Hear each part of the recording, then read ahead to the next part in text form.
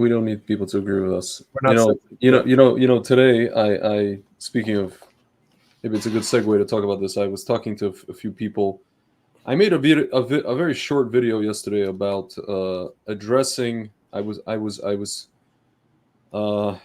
directed it at Jews in Israel whose families hail from Muslim and or Arab countries. Yeah. And most of those people are, they're very, salt of the earth people, right wing, very traditional and religious. They vote primarily for Netanyahu. And I made a video saying, listen, guys, I'm going to give you the short version. The guy's been prime minister for 14 years. He has not handled this situation all this entire time. I hope the Messiah comes, but if God forbid he doesn't and we have another election, basically, I recommend that you don't vote for this guy again. There's nobody to vote for, though. Yeah, there's nobody to vote for. Listen, that's a different conversation, but the point is, don't vote for him.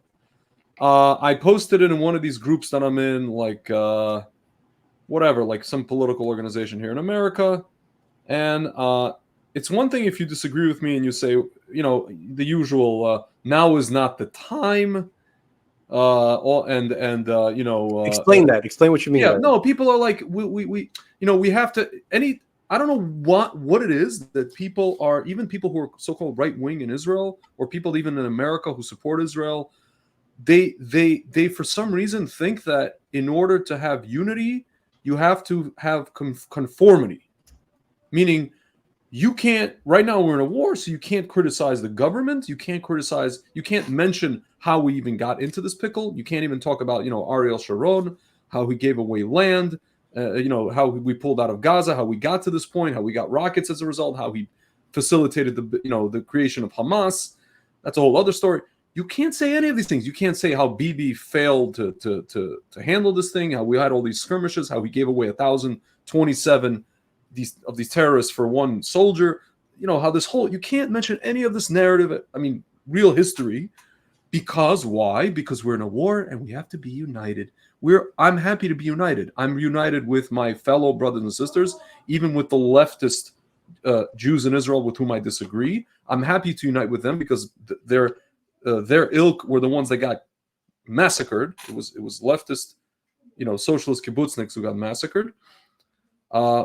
And I'm happy to support the soldiers because I support the soldiers, and because they're standing there for 2 weeks on the front lines losing morale by the day is why I'm criticizing the person who's making them lose morale via his not inaction and via his previous 14 years of inaction or half-assery.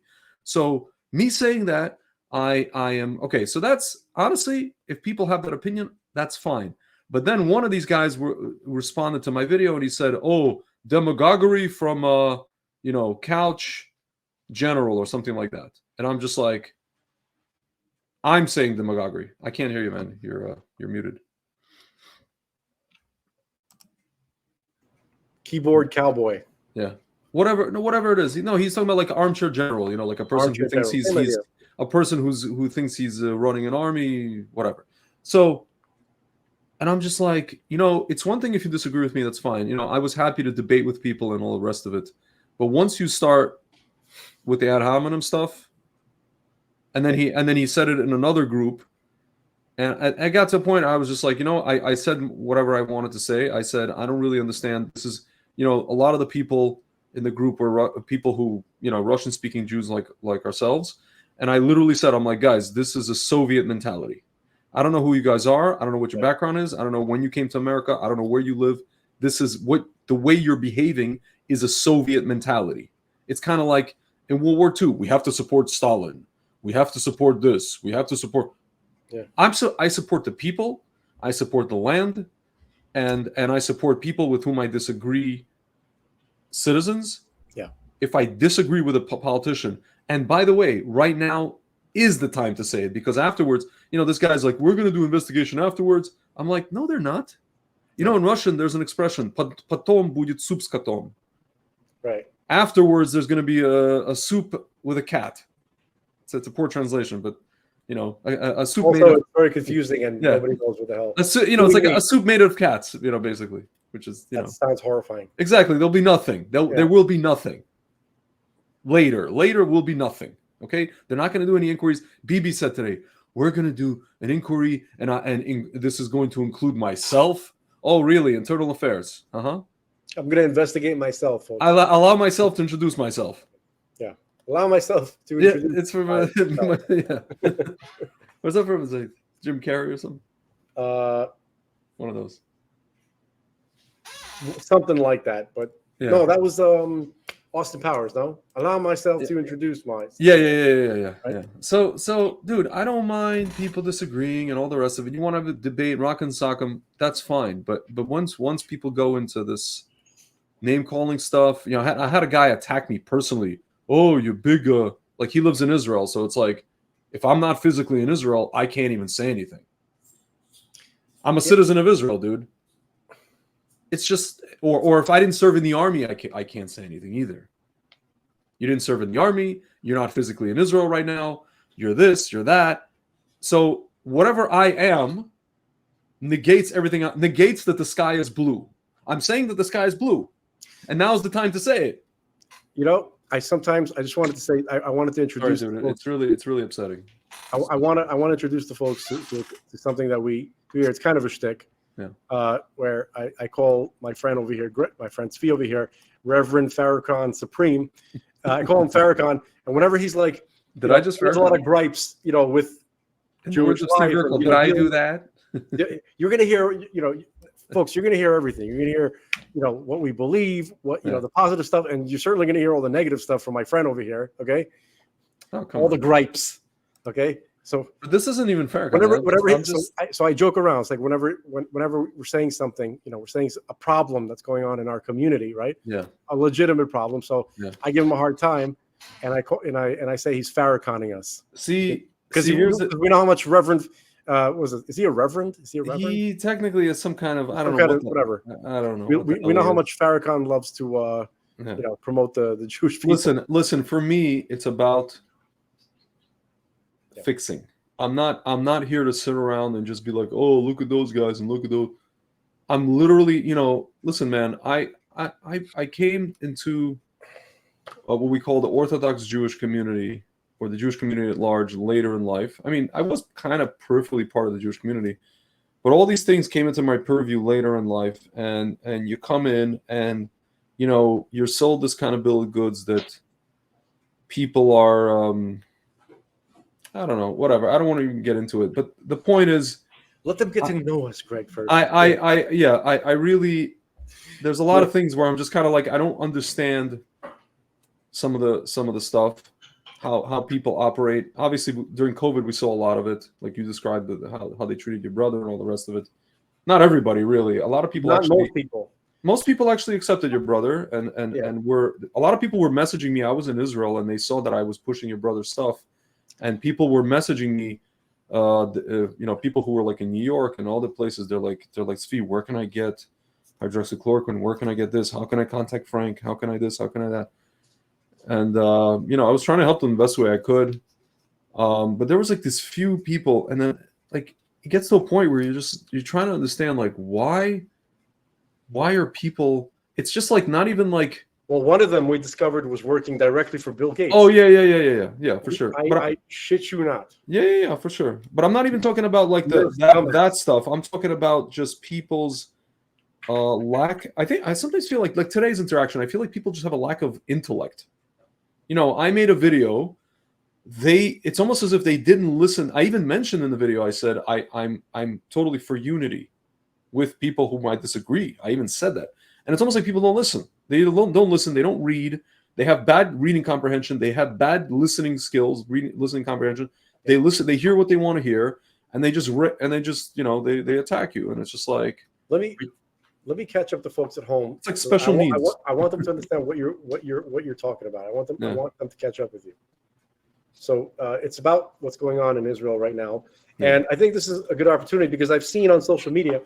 I still kind of look, even though I was kicked off of Twitter. And they're not letting me back, right? But I still am looking to see at what some people are saying. And almost like, as predicted, as I predicted, that there were some people who are part of the truth movement, right? Who say they're my brother's friends. They start using his name. They start trying to associate their horseshit narrative, and they try to use my brother's name. And there's like one of these people is what's her name? I forgot her name. Doesn't matter. Okay, some doctor in Sweden or something like that. Whatever. Okay. Oh, lupus. Whatever. You know what I mean? Like it doesn't matter who it is. I'm not trying to like. But I can't let that happen. Okay. So my brother, and I was a witness to this. I saw that post from her today. He spoke to in the beginning when COVID just started. He was trying to let everybody know about COVID, about his treatment protocol, so they would use it, right? And he spoke to many governments, the Brazilian government, the Israeli government, many governments. The Honduran government. He saved Honduras. He saved an entire country, literally, the whole country. They didn't have anything else to treat it. They had hydroxychloroquine, and they used it, and they had one of the best survival rates. Whatever. So he spoke to a lot of governments. I know for a fact, and he knows for a fact that all of these government, the hierarchy, the top brass of the militaries and the political class of all these countries, they used my brother's protocol, them and their families. Okay, even many of these people who were critical of it later, okay, they used it and they benefited from it. They wouldn't let anybody else know about it, and certain people in the Israeli government did that too. Okay, on the highest levels. Okay, so he was disgusted with that particular experience. So he was critical of those people, one of whom was Benjamin Netanyahu. Okay, so people took that, and now they're trying to say, see, Dr. Zelenko, he didn't believe Jews should be in Israel. He thinks Israel is evil, Zionist entity, and they're trying to pile on. They're just like unpacking this whole thing that doesn't even not even true from that. So I'd like to take this opportunity to clear things about my brother and his views towards Israel. My brother, as most Jews are, have a deep spiritual connection and magnetic pull towards the land of Israel. Okay, and it's absolutely fundamental and non-negotiable. It is 100% our land, and we Jews have been trying to get back. We were exiled by God for our sins, but through prophecies, we know that He's going to let us return, and we've been wanting to return the entire time. And there's always been groups of Jews from the diaspora, every single generation going back, making pilgrimage and trying to settle again, and getting pushed away again, and they didn't care. It was just like there's probably been similar scenes in many movies, okay? But do you remember that movie that I keep bringing up? I can't remember. It was the actor Zach Braff. The guy Garden State you're talking about? It wasn't Garden State. It was something after that, I think, where it was this. I can't watch like. Oh, he's outside the window or whatever. He's outside the door, so he cheated on the wife, I think. Yeah, and there's rain. It's raining outside. So. Right, and she wouldn't let him in, and he was just like, he was miserable and he wanted back, and he just stayed by the front door until she finally let him in. And days and days and days were going by. It was raining, and then she finally opened the door and let him in. It's not clear how many days it took. Okay, that's what Jews are like to the land of Israel. Okay, so that's how. So some of us are more conscious of it, some of us are less conscious of it, but we believe ultimately that the soul of the Israelite, the Jew, and even there are Israelites out there who don't know that they're of Hebrew descent. We believe the Messiah is going to come and he's going to reveal people's identity to them at some point. That's part of our belief about him. Okay. But there's a connection that all Jews have, and many non-Jews who are probably of Hebrew origin, who they are magnetically drawn to the land of Israel. It's not rational. It's something that goes beyond the conscious mind. Okay, and we it's not even negotiable. We don't care what other people think. It's our land, every last inch of it. We don't care at all what anybody else thinks. Okay. Now, when you see you see Israeli politicians, the political class, right? They're always trying to say stuff like Israel has the right to defend itself. We have the right to, folks. That's humiliating to the average Jew, to the regular Jew. Certainly the average Israeli, because most Israelis are like what I'm describing. Okay. Everything that you see on TV about Jews is small. It's the noisy, the squeaky wheel, right? The annoying squeaky wheel that does not reflect people. And I'm sure it's not just the Jews. I'm sure a lot of people feel that way about their governments and about their leadership, right? For sure. Okay. And so, we're no exception to that. Okay. So when we see people say, or we have like that piece of shit in the White House, that fake, that non-president, okay, Quisling, Israel has the right to defend itself. You know what that's like, folks? That's like saying, imagine there's like some guy named Archibald. Okay. I'm going to use this name because, it's not very common. Okay. So, Archibald, he's just like sitting in a room with some of his colleagues, and all of a sudden his colleagues say, you know what? I think we've decided Archibald has the right to keep his toes. Yeah. And then Archibald's like, wait, what? What's going on over here? What? How is that even up for discussion?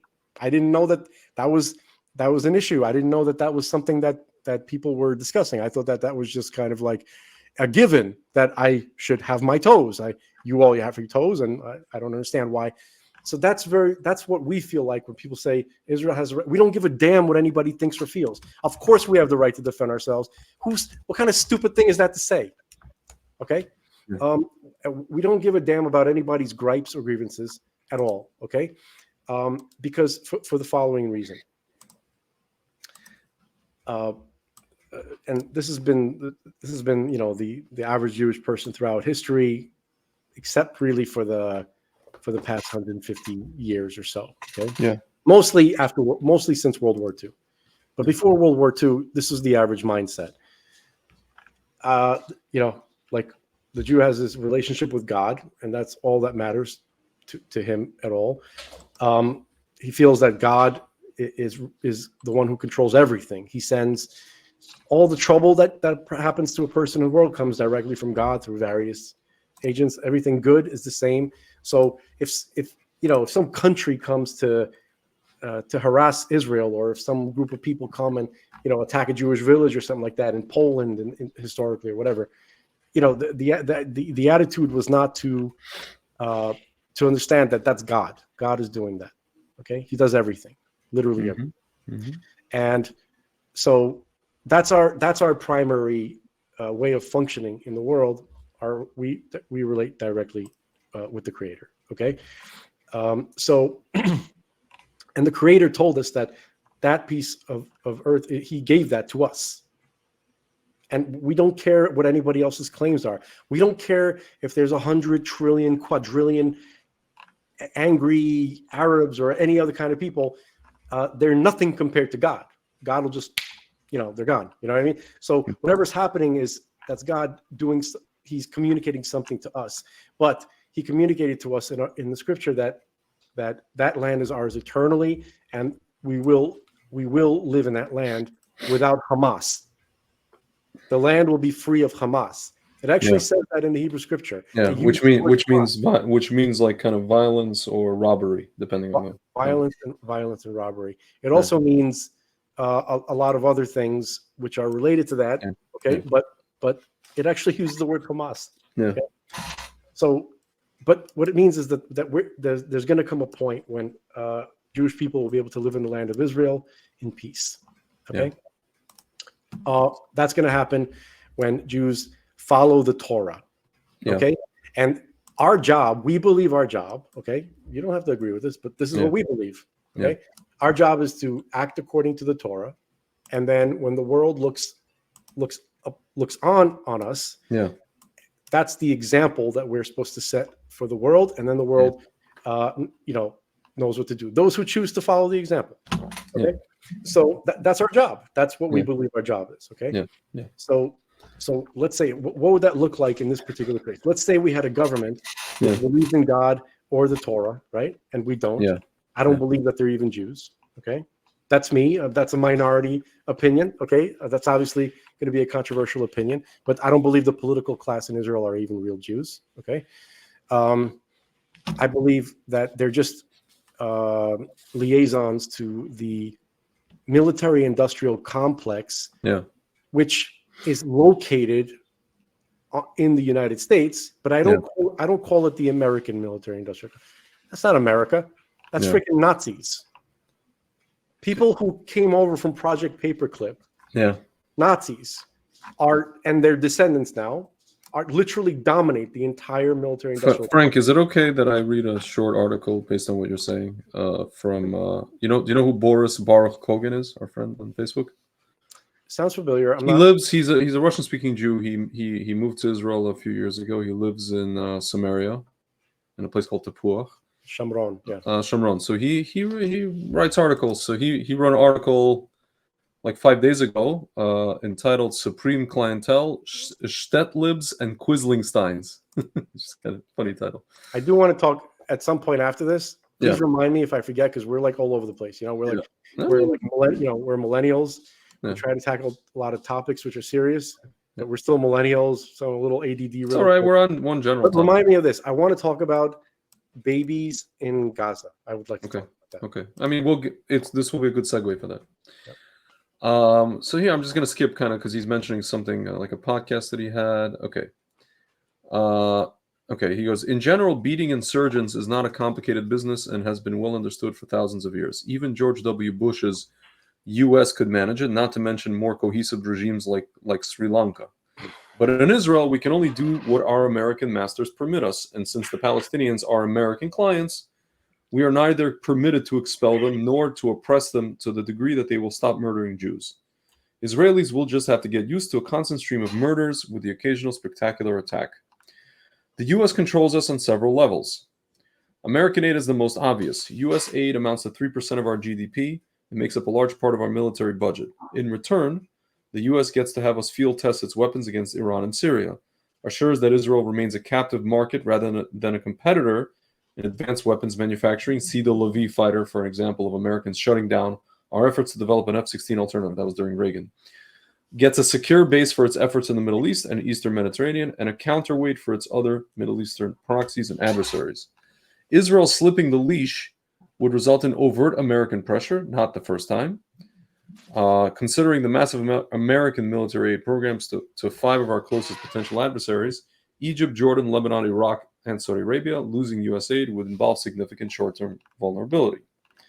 The problem with this level of control is that it requires overt force, or at least threats to resort to the use of force. Over its existence, Israel has developed a healthy lobby in the U.S. government, both overt and covert branches comparable to those of other U.S. client states such as Saudi Arabia. If threatened with a loss of American support, it uses this lobby to resist. Fortunately, the U.S. has something called soft power. In our case, this power takes the form of 2 social classes, which I refer to as Shtetlibs and Quislingsteins. Due to their mass and position, these classes make effective levers with which to control Israeli politics, and ensure that Israel stays on the reservation, or as it were, in the ghetto. Shtetlibs are Israelis whose political views track those of the New York Times, lagging it by a decade due to their alienation from Jewish forms of thought, which you and I have been conveying the last couple of hours. They rely on mass media for their worldview. The more advanced ones consume English language entertainment like Netflix. The less advanced prefer the local Israeli equivalents like Falda. Shtetlibs adopt a slightly moderated version of the views you see expressed on CNN, without much worrying about whether those views are right or appropriate for their context. For instance, I've had mainstream settlers explain to me that weapons ownership in Israel is rightfully restricted so that we don't have school shootings like those with which the Americans are plagued. The main motive of Shtetlibs is herd thinking. They do not want to have any opinions which will cause their peers and superiors to be upset at them. I just mentioned that, right? Now's not the time, all the rest of it. Shtetlibs don't have much power or influence individually or as a class. Their use lies in their numbers, which are turned into demonstrations and votes and thus political power for the people who are more directly responsible to the U.S., which brings us to Quislingsteins. This class of Israelis is much smaller but more dynamic. Quislingsteins are the real proxies by which the global American empire runs our state. Unlike the middle-class Shtetlibs, who have no prestige or power individually and whose function is thus passive, Quislingsteins occupy middle and upper ranks in our military, security apparatus, academia, media, economy, and government. A Quislingstein's personal fortunes depend directly on pleasing American patrons. Sometimes this takes the form of direct funding of the Quislingsteins in Israel. Sometimes it involves a direct creation of opportunities for them in America. More often, Quislingsteins benefit from access to opportunities in the U.S., which would not be available to them if they were not so agreeable. This can involve lucrative consulting or trade deals. I met some of these people in the wine industry, academic positions, or the opportunity to voice their views in influential U.S. media outlets. In this system, there is no overt corruption, no quid pro quo. It is simply known that there are certain retired Israeli generals, for instance, who are invited to lucrative speaking engagements and weapons deals, and others who are not. Because American control over the Quislingstein class is so much more immediate, and because they have much more influence than any individual Shtetlib, it is imperative that they demonstrate their loyalty much more fervently.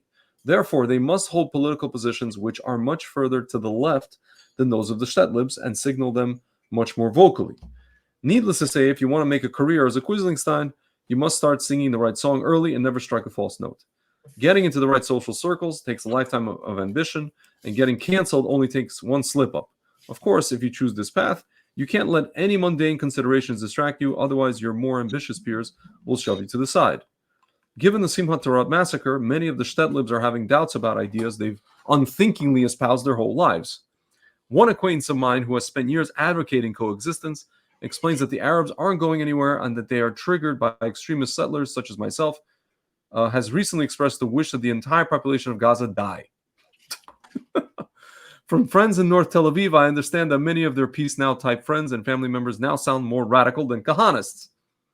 Yeah, dude, 90% We're of not Israel. radical at all, by the way. Yeah, but 90% of Israel. Kahana. Dude, as it stands today, 90% of Israelis want Gaza to become IKEA. I'm going to say this again. That? Yeah, I'd like to clarify that because. But let me just finish this article and you'll cover. From friends in North Tel Aviv, I understand. Okay.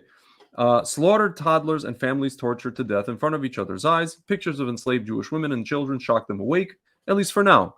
I doubt it will be that easy with the Quislingsteins for the simple reason that their personal status and well-being directly depend on never expressing a cancel-worthy opinion in public, nor being associated with anything the New York Times would frown upon. Maybe time will prove me wrong. I certainly hope so. Anyway. Great.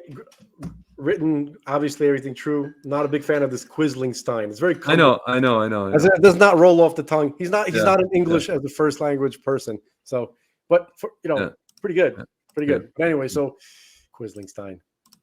Yeah. So Jewish Quislings. Anyway, but I hear you. So, yeah. So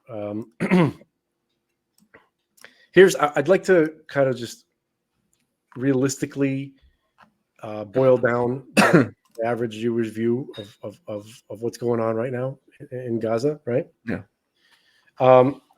Certainly a lot of anger, of course, a lot of desire for revenge, specifically not revenge in the way to reflect the actions of what I call sub-chimpanzees. Yeah. I don't want to say chimpanzees because what did chimpanzees ever do to me? Exactly. I don't want to say subhumans because they're nowhere near human. Yeah. Okay? They are sub-chimpanzees. If anybody out there has a better description of them, please. But I think Hamas. What are we talking about? Yeah, we're talking about specifically Hamas, right? And their supporters, by the way. Yeah. They're willing mothers. Right here in Patterson, New Jersey. Listen. Sub-chimps. You showed me, and we'll play for the folks at home later. Yeah. Okay? How Yasser Arafat says that his greatest weapon is the womb of the Arab woman. Yeah.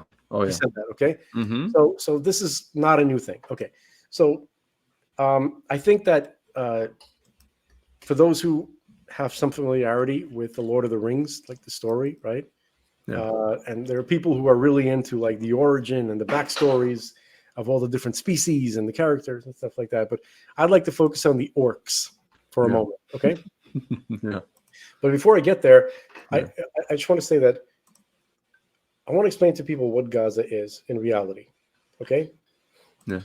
Gaza is a permanent enemy encampment on on Israeli territory, right next to literally. Like imagine, folks, where you live. Imagine your town. Imagine literally just on the town outer limits of your town, a permanent enemy encampment.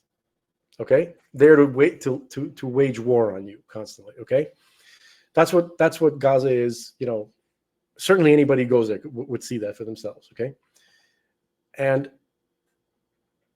but here's what it really is. Gaza is the most perverted, filthy, disgusting, globalist project that has ever. It's the worst thing that has ever happened. Gaza is the worst thing that's ever happened, because here's what it is. It is a U.S. State Department. I'm not, and I just make a distinction. I'm not conflating American people with the U.S. State Department. You understand? I make that distinction. I know Americans that the State Department does not reflect you or anybody in the government right now, actually. Okay. But the U.S. State Department, together with the UN, many UN agencies, the European Union, okay, and NGOs as well that are related, right, which are side. All this is really the same thing, okay, and the Arab League, okay, funded death cult project. I'll say that again. Gaza is a U.S. State Department / UN / European Union / Arab League funded death cult project to kill the Jews in Israel. That's what it is, 100%.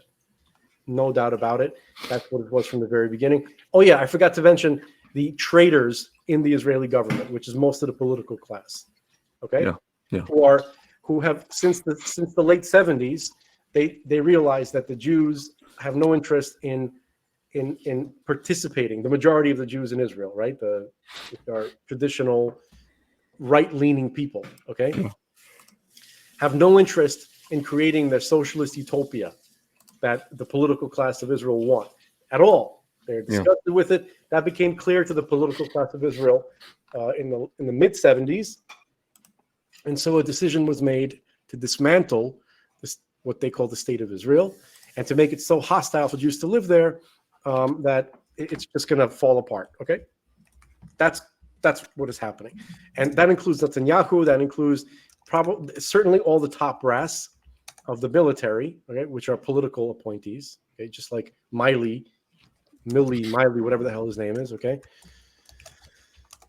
Okay, so that's all one. That's all one thing. Okay, so they fund Hamas.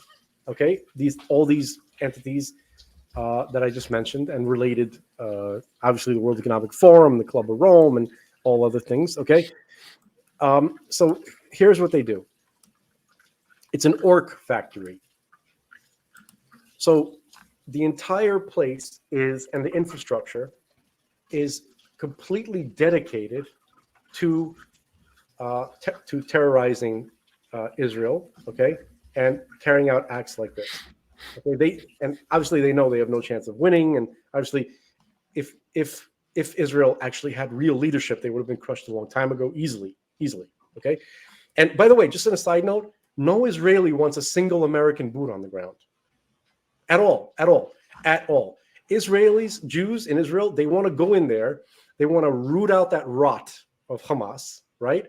And just literally incinerate it forever, okay? And then go back to their lives. They don't want to get involved in World War III, okay? They're not interested in being pawns of the military-industrial complex, okay? Which has seized all of our countries in the Western world, okay? At all. So they don't want any American boots on the ground, okay? So calm down, anybody who's out there, okay? Just so you know, it's not, it's very, very upset right now. They have all the reservists call up, and you have a lot of Jewish men who want to go in there and take care of business, and they're not being allowed to. They're being held back because what's his name? Netanyahu is just a little lapdog for his American masters. Okay, it's disgusting. It's I cannot tell you that the pain and the humiliation of it is too much. Despite all his wonderful speeches today about we're going to go in and we're going to this and we're going to that. Okay, so basically, So Hamas, right? So what is it? It's a death cult where they train people, married couples, to create children specifically for the purpose. And people are going to think this is an exaggeration. It's really not at all. This is 100% true. The children who are born there, which are every single human child that's born, is in the image of God. It's born perfect. It's born because evil people can't create, they can't breed to create more evil. If you're going to bring a person to the world, it comes fresh and pure and divine, right? So the baby that is born, that's when its tragedy begins, that it was born to those parents. Yeah. Okay? And I don't understand why God does stuff. I know that God's real, and I know that it's important to do what he says to do, but I got my own struggles too. I'm not claiming to be a paragon of faith and love. I got my struggles and my questions like everybody else. I don't know why he does what he does, but that is a horrifying thing to happen, to be born to Gaza parents, because they are there to support Hamas. There's nobody there who isn't there. There's nobody there who is not supporting Hamas. You understand? Everybody is. And those who aren't have left already. They would have left already a long time ago at the first opportunity. Okay? Mm-hmm. Okay. People are the people provide Hamas with the support. Here, come to my living room and shoot rockets from my living room, please. So, but I want to focus on the children for a second, on the babies. Hamas, those babies are born for three primary purposes. Number one is they're born to be killed in responses, right, to their attacks, for photo ops. They're there so that they can show, look, when the baby dies, right, you can see, oh, look at that, that's a great photo op. That's gonna get us a lot of sympathy. Yeah. Okay. Yeah. That's what the baby is born. That's the primary reason it's born for. That's its purpose. Frank, is it okay if I show? I just finish these three things and then show. Yeah. So basically, this is hard to say. It's really. So that's number one. And by the way, that proves to you that they don't worship God. Yeah. Because for sure. Who are they worshiping? They want you to see dead babies, right? And when it's not graphic enough, they have like film crews and movie crews with dolls and stuff to add it, to make it look, when the carnage is not that great as a photo op, they'll create the photo op, they'll create fake scenes. There's plenty of footage of that too. Okay, so basically, they don't worship God, they worship you folks. They're worshiping you. They believe that their power, any power, will come from your reaction to their. So if they cared, if they really worship God, they wouldn't do that. They would just appeal directly to God, like Jews do, and like other people do. Okay. Yeah. So that's number one. Number two, those children are there to dig the tunnels. Yeah. Okay. They use the children to dig the tunnels. The tunnels often collapse, burying the children alive. It happens a lot. Thousands of children have died buried alive by Hamas. Okay. Yeah. Number three, they are there to become Kevlar vests. They serve as Kevlar vests for the Hamas beasts, for the sub-monkeys. Yeah. Okay? Those aren't human beings. They're not. I'm sorry. I don't care. I know there's even like, there's even a rabbi that I respect who's like, he's trying to say that, he's trying to argue that they're human on some level, but I'm sorry, I cannot agree. They're not. Okay, yeah. Not at all. They're demons. They're the jinn. Yeah. I don't know what they are. Okay, but they need to be wiped out. Absolutely. Yeah. And it's Israel's responsibility to do that. Okay, so because we have to set the example. So basically, I think some of us here in America.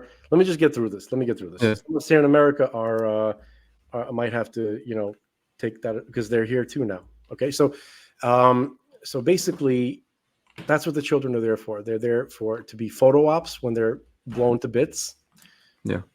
If it's graphic enough, photogenic enough, they're there to dig the tunnels, okay, and be buried alive if necessary, and they're there to be as human shields or Kevlar vests for these animals. And If there was a siege, right, on Gaza, let's say, right, and they ran out of food, folks, the Hamas, they wouldn't give up. They would eat the children. They would eat those children to continue their fight. You know, I have a feeling like people don't understand that I'm telling them the truth. People like it sounds too much. Okay, you don't know what you're dealing with. You don't know the evil that exists.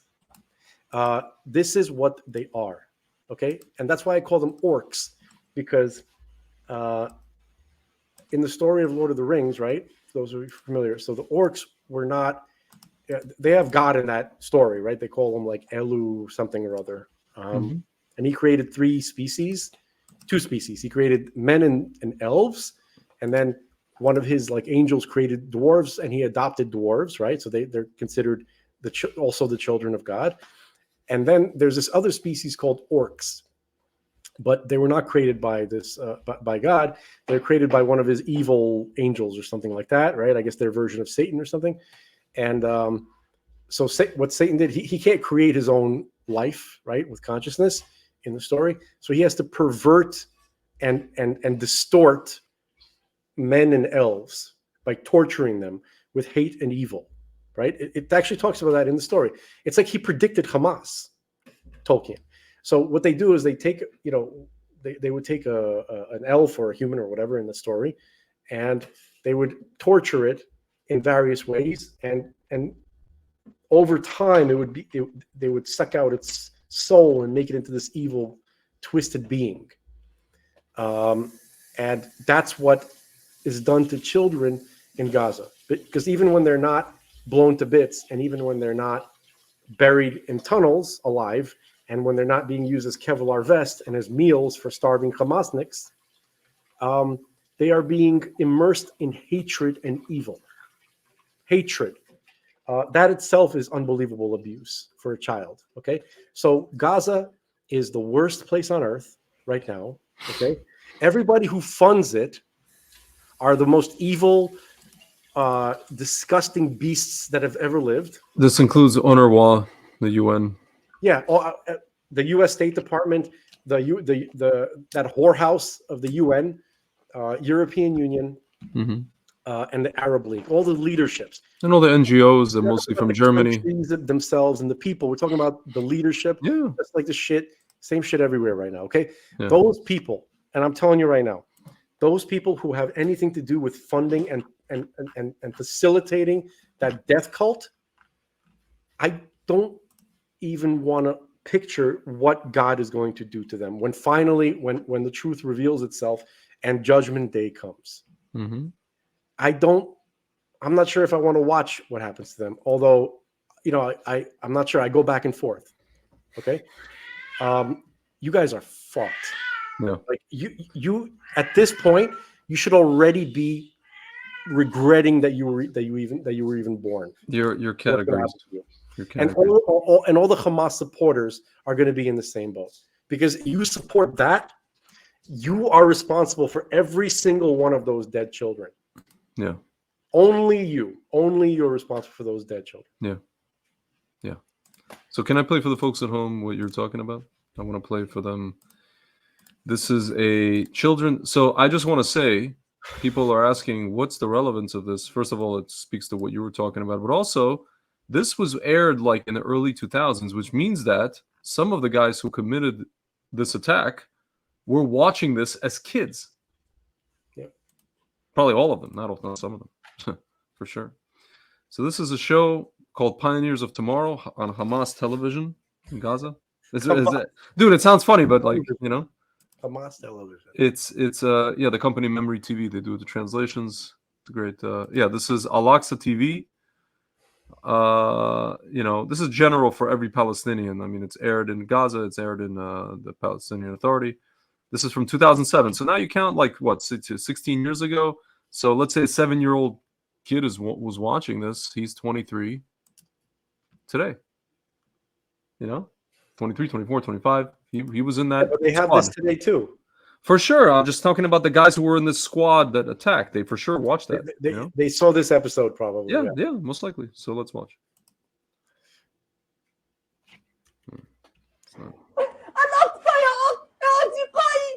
This is a B. Just for the context, this B's name is Nahul, and he is the replacement to. They had a mouse called Farfour, and the mouse was killed by a Mossad guy, obviously, on the show. And so this is Nahul, his cousin, who now took over his mantle. So let's. And this is supposed to be a B. It's a B, yeah. Can you explain to the folks what Al-Aqsa is?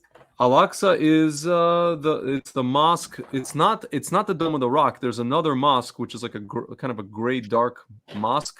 Right. And it means the further mosque. There's the further mosque and there's a closer mosque. There's Al-Adna and there's Al-Aqsa. Mordechai Kedar says it refers to mosques. There's two mosques in Saudi Arabia. And they created this whole myth of how the Al-Aqsa is actually in Jerusalem, and there's this whole thing. So here. أصدقائي أسير ومحاصر من قتلة الأطفال المجرمين. يجب علينا أن ننهض لكي ننتقم له من اليهود المجرمين الصهاينة المحتلين. يجب أن نحرر الأقصى. نعم، أتعلمين كيف سنحرره ونأخذ مفتاحه كما حرره صلاح الدين؟ كيف يا نحول؟ نعم، كيف؟ بصلاة الفجر. نعم. وبالدم والشوق والتضحية بالآلام بالشهداء والصبر. وهذا هو المفتاح يا سراء. أنا حزين جدا يا سراء. نعم يا نحول، لا تحزن يا نحول، فأنا وأنت وأحبابنا الأطفال بل الكبار جيل رواد الغد بإذن الله تعالى سنعيد المسجد الأقصى وسنطهره من دنس الصهاينة يا نحول إن شاء الله. وبعيدا عن هذا الموضوع يا نحول، سنرى الآن ماذا فعلت من خلال هذا الأسبوع. لا شيء يا سراء. سنرى يا نحول. This is the Gaza Zoo.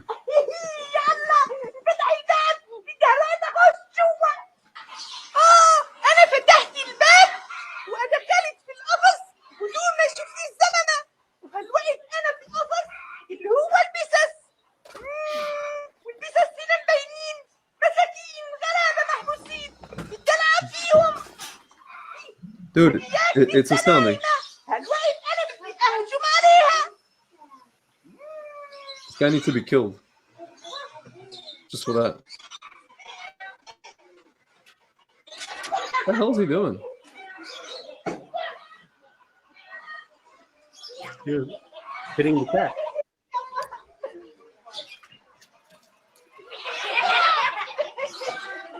Dude, he's literally like torturing cats. I don't know why he's doing that. He's teaching them what to do to Jews. Teaching them how to what? He's teaching them how to abuse a creature. Yeah. And it's a metaphor. That's what they're going to do to Jews, right? Yeah. So Yeah. I can't watch this shit anymore. I'm sorry. Hold on.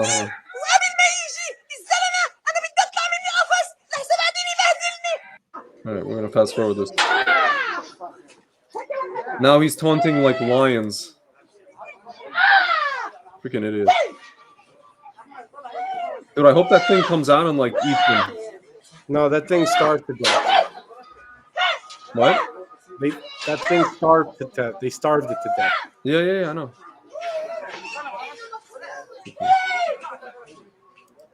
Sub-chimpanzees.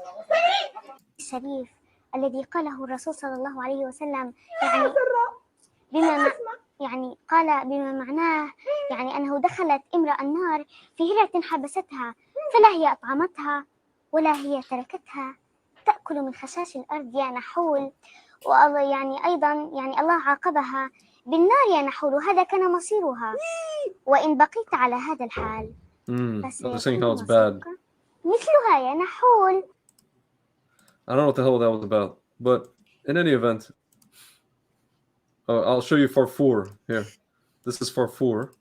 This is the mouse. Hamas Mickey Dude, Mouse. before I forget, can you also show later Yasser Arafat? Yeah.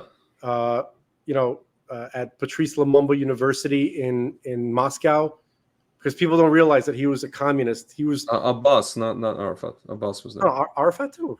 Arafat, I'm not sure. I'm not sure if he was at the university, but he for sure was trained. I'll show the video about the KGB and all the rest of it.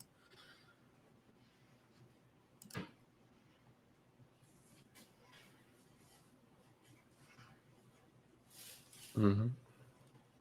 Yeah, also 2000. والذي نضع وإياكم حجر الأساس لقيادة العالم بقيادة إسلامية. ونذكركم أننا نحن العظماء انطلقنا في هذا البرنامج لنقود هذا العالم، وستكون النوى بإذن الله تعالى من هنا من فلسطين. فلسطين يا سراء من أين بالضبط؟ من غزة؟ أم من القدس؟ أم من رام الله؟ أم من كل فلسطين؟ نعم، من كل فلسطين.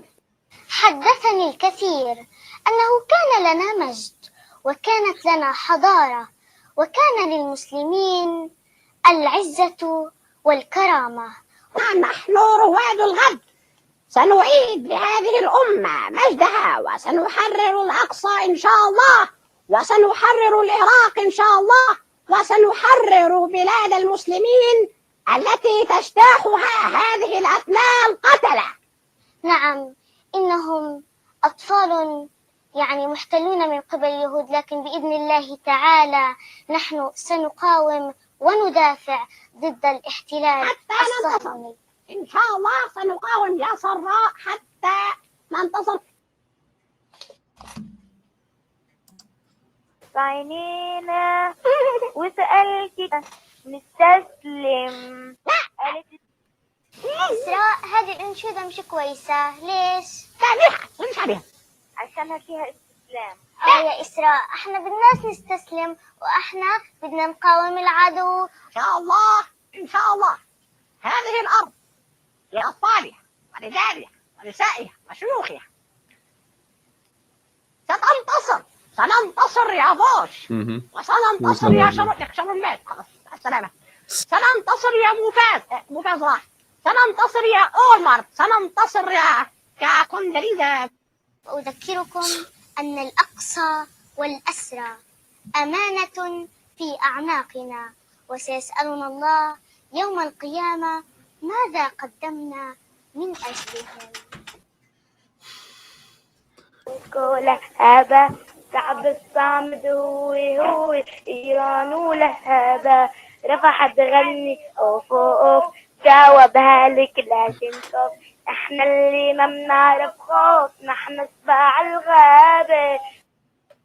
يا قدس إذنا قادمون، يا قدس قد حان المنون، يا قدس إنا للعدا لنا السكينة ولا النون. هذه فلسطين الحبيبة علمتنا من نكون وعلمتنا أن نكون جنود رب العالمين. ندك على تل الطغاة نذيقهم نار المنون تقوط حرب الأباد. Dude, there was a show when I was a kid in Ukraine. When I was 6 years old, 5 years old. It was called Serving the Soviet Union. There's a special place in hell for people who do this to children. But because that show in there in the Soviet Union it was showing like military and stuff. It didn't talk about like politics. It didn't talk about killing anybody. It was just like it was like a cool thing for like boys to watch about military and how like soldiers do stuff and tanks and like cool, like stuff stuff that we'd play with as kids, but like in real life, that kind of thing. Yeah. So this just takes it to the next level. So in light of that, I want to show people where they came up with. These guys came up with how they do things. This is, if I can find it, go to my channel. This is a little short snippet about how this thing called Palestinian nationalism essentially got invented. Who invented it?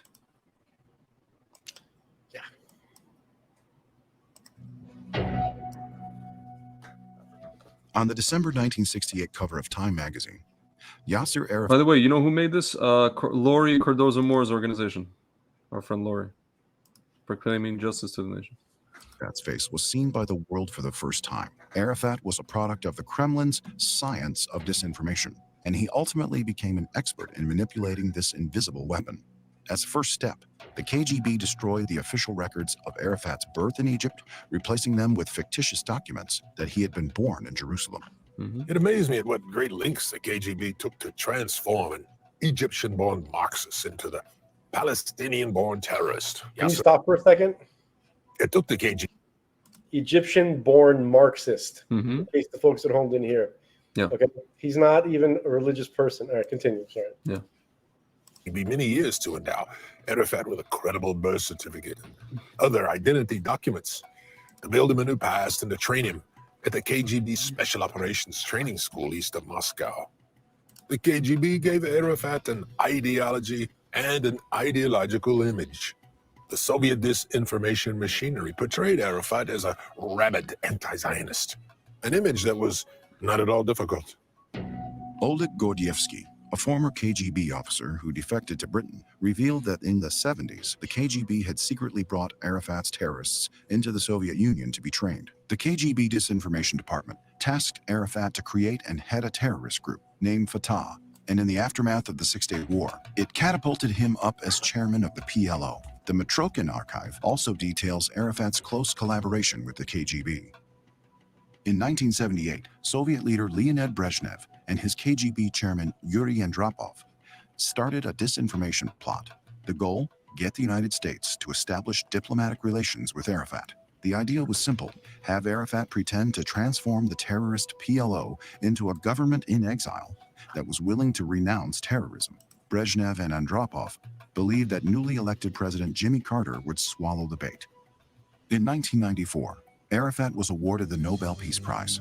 Yet in 2002 alone, there were over 13,000 incidents of terrorism against Israelis committed by Arafat's PLO. 6 months later, the number of Israeli civilians killed by Arafat's martyrs exceeded 700. Few people have noticed that Mahmoud Abbas, who took Arafat's place, was educated in the former Soviet Union. Abbas graduated from Patrice Lumumba University in Moscow, a KGB-controlled school whose secret task was to create a new generation of foreigners dedicated to promoting the Kremlin's interests. I want to show another video. This is from Robert Spencer, Jihad Watch. So folks, not Richard Spencer, okay? Yeah. No. No, This is a Jewish guy. Yeah. Wait, Robert Spencer? I don't think is Jewish. He is Jewish. He's American Jewish guy. I don't think so. Yeah. You're thinking Gad Sad. Not to a people or an ethnicity. In the 1960s, however, the KGB and the nephew of the Mufti of Jerusalem, Haj Amin al-Husseini, who collaborated with the Nazis during World War II, Yasser Arafat, created both these allegedly oppressed people and the instrument of their freedom, the Palestine Liberation Organization, or PLO. Ion Mihai Pacepa, who had served as acting chief of Cold War-era Communist Romania's spy service, later revealed what happened. He said, "The PLO was dreamt up by the KGB, which had a penchant for liberation organizations. There was the National Liberation Army of Bolivia, created by the KGB in 1964 with help from Ernesto Che Guevara. The KGB also created the Democratic Front for the Liberation of Palestine, which carried out numerous bombing attacks. In 1964, the first PLO council, consisting of 422 Palestinian representatives hand-picked by the KGB, approved the Palestinian National Charter, the document that had been drafted in Moscow. The Palestinian National Covenant and the Palestinian Constitution were also born in Moscow, with the help of Ahmed Shukairi, a KGB influence agent who became the first PLO chairman. For Arafat to head the PLO, he had to be a Palestinian himself. Pacepa explained Arafat was an Egyptian bourgeois turned into a devoted Marxist by KGB foreign intelligence. The KGB had trained him at its Balashika Special Operations School east of Moscow, and in the mid-1960s decided to groom him as the future PLO leader. First, the KGB destroyed the official records of Arafat's birth in Cairo and replaced them with fictitious documents saying that he had been born in Jerusalem and was therefore a Palestinian by birth. Arafat may have been a Marxist, at least at first, but he and his Soviet handlers made copious use of Islamic anti-Semitism. KGB chief Yuri Andropov noted, "The Islamic world was a waiting petri dish in which we could nurture a virulent strain of America hatred grown from the bacterium of Marxist-Leninist thought. Islamic anti-Semitism ran deep. We had only to keep repeating our themes, that the United States and Israel were fascist, imperial Zionist countries bankrolled by rich Jews." Islam was obsessed with preventing the infidels' occupation of its territory, and it would be highly receptive to our characterization of the U.S. Congress as a rapacious Zionist body aiming to turn the world into a Jewish fiefdom. PLO Executive Committee member Zakir Hussein explained the strategy more fully in a 1977 interview with the Dutch newspaper Trouw. "The Palestinian people," he said, "does not exist. The creation of a Palestinian state is only a means for continuing our struggle against the state of Israel, for our Arab unity. In reality today, there is no difference between Jordanians, Palestinians, Syrians, and Lebanese. Only for political and tactical reasons do we speak today about the existence of a Palestinian people, since Arab national interests demand that we posit the existence of a distinct Palestinian people to oppose Zionism. For tactical reasons, Jordan, which is a sovereign state with defined borders, cannot raise claims to Haifa and Jaffa, while as a Palestinian, I can undoubtedly demand Haifa, Jaffa, Beersheba, and Jerusalem. However, the moment we proclaim our right to all of Palestine, we will not wait even a minute to unite Palestine and Jordan." Once the people had been created, their desire for peace could be easily fabricated as well. Romanian dictator Nicolae Ceausescu tutored Arafat in how to play the West like a fiddle. Pacepa recounted, "In March 1978, I secretly brought Arafat to Bucharest for final instructions on how to behave in Washington. You simply have to keep on pretending that you'll break with terrorism and that you'll recognize Israel. Over and over and over," Ceausescu told Arafat. Ceausescu was euphoric over the prospect that both Arafat and he might be able to snag a Nobel Peace Prize with their fake displays of the olive branch. Ceausescu failed to get his Nobel Peace Prize, but in 1994, Arafat got his, all because he continued to play the role that had been given him to perfection. He had transformed his terrorist PLO into a government in exile, the Palestinian Authority, always pretending to call a halt to Palestinian terrorism while letting it continue unabated. 2 years after signing the Oslo Accords, the number of Israelis killed by Palestinian terrorists had risen by 73%. This strategy continued to work beautifully through U.S. brokered peace process after peace process, from the 1978 Camp David Accords into the presidency of Barack Obama and beyond, with no end in sight. Western authorities never seemed to ponder why so many attempts to achieve a negotiated peace between Israel and the Palestinians, whose historical existence everybody by now takes for granted, have all failed. The answer, of course, lies in the Islamic doctrine of jihad. Drive them out from where they drove you out is a command that contains no mitigation and accepts none. I'm Robert Spencer, a Shillman Fellow for the David Horowitz Freedom Center and Director of Jihad Watch. Yes. Just for the record, I was just checking because I remember reading about him. I remember listening to him. He's a Greek Orthodox. He's not. Oh, is he? Okay, I thought he was Jewish. So then David Horowitz, the guy he works with, is. So, okay. So all of these. So it was interesting. He mentioned during his talk just now. They couldn't understand why it wouldn't work, and what. This is a little bit. I don't buy this narrative too much because they're not. Which narrative? That's stupid. Do you understand? Like, it's not like he said that Americans and Israelis couldn't understand why the peace process wasn't working. Right? Yeah, it's all BS. Okay. The problem is that people within America, Marxists, have also infiltrated America, and Marxists were deeply involved with the founding of the modern state of Israel. Okay, so this was always been. Can I give a very, very quick, a very briefer than before, sure, rundown of the past 300 years. So, past 300 years, Jews have been migrating from Europe, from Eastern Europe, Central Europe, even some from some of the Arab countries, Jews from the Arab countries to Israel and settling there and creating farms and villages, okay? Laying the gradual infrastructure for the modern state of Israel. Because when Israel was declared a state, there was already an infrastructure there. There was towns, there were farms, there was plumbing, and there was universities. Where did that come from? Okay, so that came from the religious Jews who were making pilgrimages and settling the land and cultivating the land for 300 years, at least 300 years. Okay, that's just talking about the modern part of history. Okay, and then, so just so you understand that Jews like in Europe who abandoned their creed, right, and who joined up with Marxists, who joined up with socialists and fascists, right? Because all of these are very, very similar things. They're basically followers of Plato, like all of these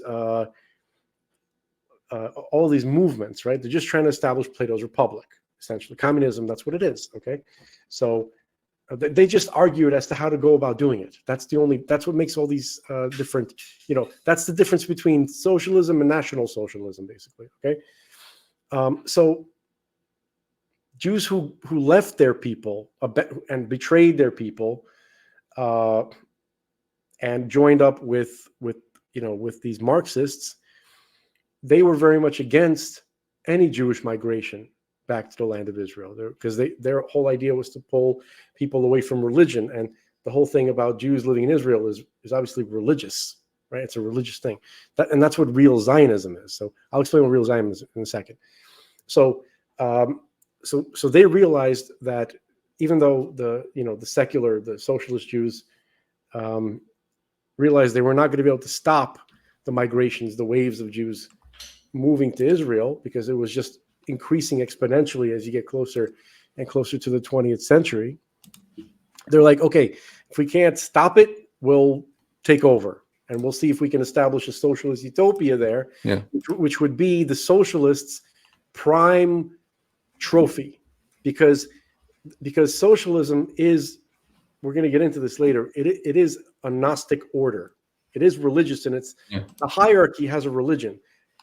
Atheism is for the riffraff, for the working class. Because the reason why Marxism and communism promoted atheism for the people is because the people are too dumb to understand, according to their view, too dumb to understand the sublime spiritual realities that the top class, that the political class, the ruling class, of course, is they have the subtle intellect to understand the sublime nature of spiritual reality. Okay. Not a lot of people are familiar with the religious orders within communist societies. Okay, it's just it's only for the elite. Okay?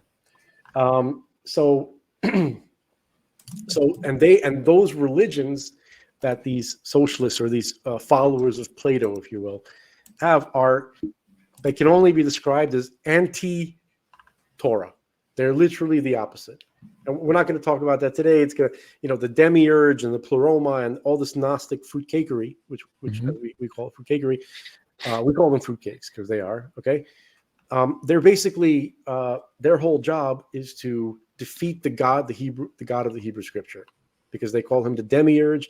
They think he's evil. They think he trapped spirits in bodies and created the material universe. And his agenda is the 10 Commandments, which is basic morality. So you have to destroy that. And who represents his agenda? The Jews and their religion. So if you conquer Israel, right, and you establish the most un-Jewish possible thing in Israel, like a society, right, which is their socialist utopia, that would be a tremendous prize. So that's why Stalin kind of gave it the green light when they were trying to establish Israel as a state after World War II in the UN decision. Okay, because there were enough people who were involved in the political establishments of Israel that Stalin felt he had a connection to. Not everybody. There were right wingers. There were people like Jabotinsky and other. Okay, but it looked like the Marxists got their chance to take over. Like Yitzhak Rabin's mother was a militant Marxist assassin. Okay, Yeah. her red Rosa or something like that. Yeah. Look, so they're not Jews. Okay, so basically They're not from shul. they don't come to the house of prayer and study. Okay, they're not. Yeah.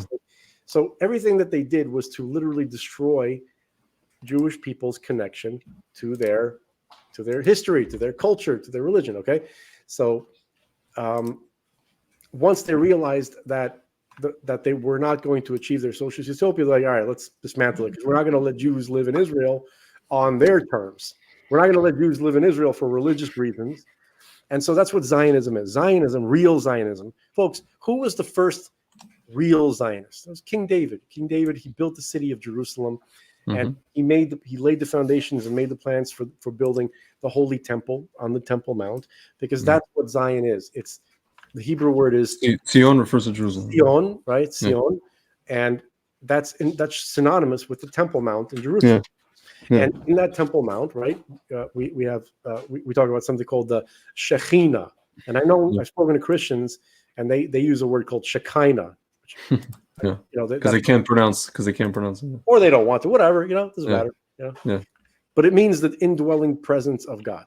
Okay. Yeah. Special presence that God expresses to communicate with mankind, and so a Jew's desire to dwell within that presence, or near it, or feel it, or experience it, and just it's a very deep religious desire, and that's Zionism. But what the socialists did is that they took that concept and they said, no, we're going to use it. So the Zionism that people are talking about is actually the anti-Zionism of all anti-Zionisms. You couldn't be more anti-Zionist than what people are calling Zionism, right? Today, in modern times. Okay? So my brother believed that the Jewish people should live on the land of Israel with a Jewish government that follows Torah principles. The Torah tells us that if you want to read the quote from the volume of Talmud in Sanhedrin, the volume called Sanhedrin, where it says, if your enemy arises to kill you, get up first, arise first, and kill them first. I was just going to say to folks at home, the irony is that's the statement. That's what it is, okay? the irony is that we had non-religious leaders in Israel, and in 67 and 73, this is exactly what they did, more so out of self-preservation, because they were in the gulag previously to that, and they knew that if they wouldn't preempt, that they would die. Israel would disappear. Yeah, they weren't doing it for religious reasons. But it's Sanhedrin 72a and b. Whatever. I basically, we don't have to read the whole thing, but I basically said the point. That's the basic principle, folks. Yeah. So what we believe, what Jews believe that God wants us to do, is to follow what the Torah says to do in these cases, and that's the example that we need to set for how to handle these issues. Okay, because we're supposed to reflect. Our actions supposed to reflect what the Torah does, but there's no religious Jews that are allowed anywhere near political power. There was one who almost got somewhere close to having any real political power in Israel. Yeah. He got a third of the vote in one of these elections for prime minister, and that would be Rabbi Meir Kahane. He was assassinated by these socialist creeps. Yeah. Okay. So sometimes the anniversary of his passing is coming up next week. Yeah. Literally. Hey, you want to hear something amazing? Oh man, dude, you're gonna love this. Check this out. One second. Before you say that, I quickly want to say that I think this is something I wrote today. I think it will be poetic justice if if some way, somehow, a lot of people will have to leave Gaza. A lot of these people who live in Gaza will have to leave Gaza on the anniversary of the passing of Rabbi Kahane. And also, if you follow the Lubavitch Rebbe's advice to live in accordance with the Torah portion of the week, then then we should be taking back Gaza next week, because it talks about, next week is the part that talks about Abraham sending away Hagar and Ishmael. And also, it also talks about the near sacrifice of Isaac. And so it was a big kind of test of faith.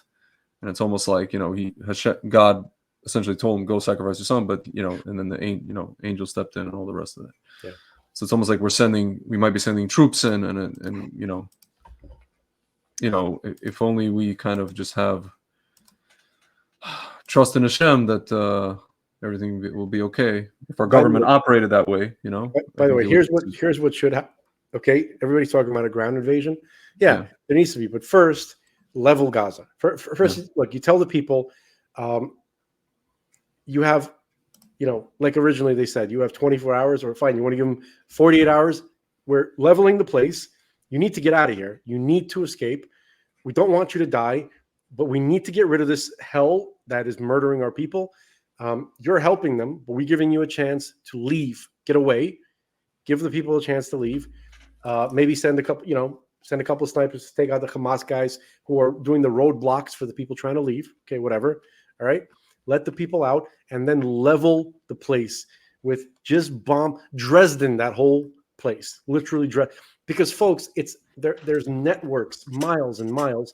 Yeah. There's actually hundreds of miles of tunnels underneath Gaza. Yeah. Those need to be absolutely Well, you mentioned the tunnels. Like, that's actually, supposedly what they're kind of waiting for, in the sense of they're waiting for them to run out of fuel, because they're using it to power the vents. Supposedly, allegedly, from Egypt. For sure, unchecked by the Israelis on purpose. For sure, and they're getting, and also they're stealing fuel from UNRWA, and it's just crazy. Like, and meanwhile, our soldiers, 300,000 of them, are standing there. Every day, morale is going down, down, down. I mean, they're trying to keep it up. That's the point of this. The point of this is to destroy their morale. Yeah. The point of this is a psyop, where if you have a just army that wants to take care of business and win, that's not allowed anymore, folks. I'm sure a lot of Americans can relate to that, where you're not allowed to win wars because you're following the orders of these political demons. Do you understand that? Yeah. Yeah. So, I just wanted to read this. And it's pretty amazing. Yeah. So, folks, we read the Hebrew Scripture, a portion of it every week. It's not the chapter system that Christians have. It's similar. Okay, our chapters, we can call them chapters. We call them parshiot, and they're longer. And we split. They're like 52 or 53 chapters. And once, we read the entire 5 books of Moses, right? Once a year. And it cycles like that. Every year we read the entire that way. Okay, so every week has its portion. This week's portion, it talks about Abraham. Okay, so right now in the Jewish calendar, it's the year 5784. Yeah. Abraham was born from the Jewish calendar, right? Which is we say it's from Adam's birthday, right? So he was born 1,948 years after Adam's birthday. So that would be the year 1948. On the Hebrew calendar, okay, so he defeats in this week's portion. He defeats the 4 kings, right? He has the battle of the 5 kings versus the 4 kings, and he defeats them in a swift and miraculous fashion, and he saves his nephew from captivity. They're holding him hostage. Okay, so this battle took place when Abraham was 75 years old. Okay. Yeah. And do you know what year that was? It was the year. It was 2023 years after after Adam's birth. So it was people have been studying 2023. Mm-hmm. Yeah. Listen, there's somebody just sent. So Abraham is Israel. Yeah. Israel, the Jewish people are Abraham. Mm-hmm. The country, even as flawed as it is, right? Mm-hmm.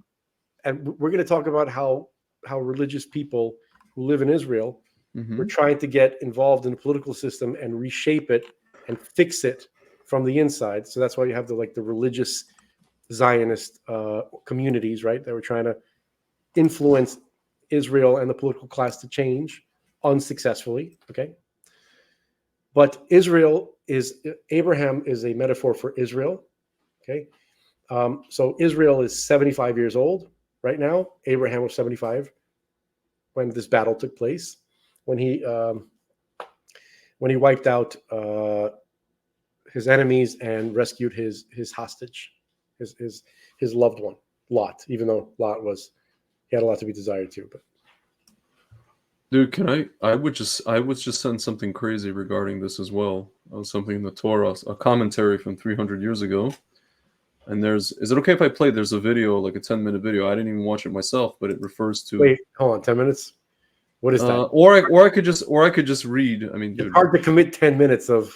Dude, I mean, I was listening to. No, but who is it? Who's the commentator? The commentator. I don't know who, but there's a rabbi talking about it. Who's the rabbi talking about it? His name is, I don't know. it's called Shul.com. It's an organization. This isn't boding. This doesn't bode well. Let's listen, because I already read the. I mean, I could read you the short version, but you're not going to know. You say it. I'd rather hear you explain this than. Basically, I don't know where this commentary, who wrote this. It's from 300 years ago, and it basically says in the book that was written, somebody just translated it. You know, I don't know what book this is. Commentary on Torah 300 years ago. It said at the end of days, Bilam. You know, Bilam from the Torah character. Advice to Balak will come to fruition. At the last day of the holiday Simchat Torah, because of many of our sins, Satan will take power and will follow the advice of Bilam because of our sins. The gathering will have a mix of men, women, young men, and virgins that will dance like deer, and goats and foxes will dance there. And because of our multiple sins, there will be a big breakthrough. We will lose all goodness that we merited throughout the holidays. That Bilam's advice to do at the end of days. I don't know what.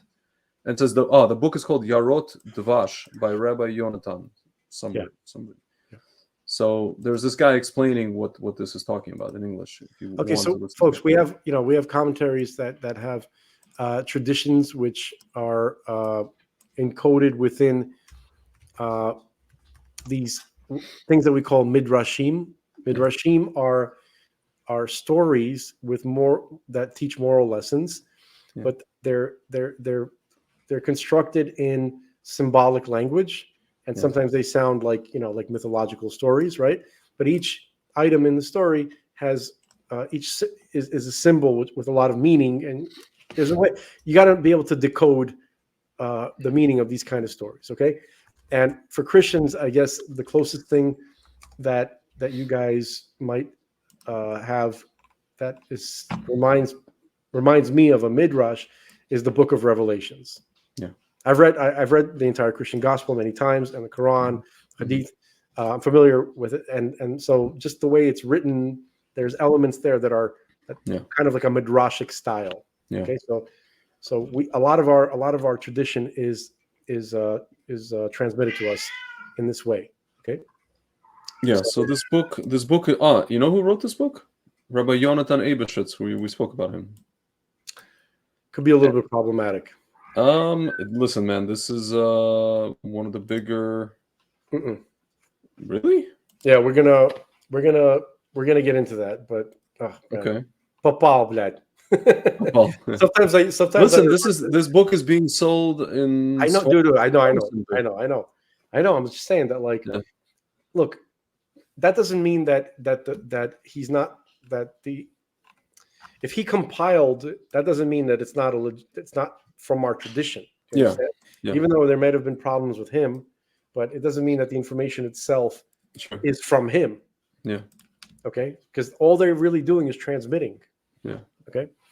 So is it okay if I play this way? I just want to hear how this guy explains it, because it might, because I read something, but. Okay, but there's something going on right now, bro. Which is what? Something crazy. What? A shooting in Maine? 22 dead. Yeah. 50 to 60 injured, an active shooter in Maine. The question is who and why, obviously. Okay, they have a picture of the shooter. Okay, who was the guy?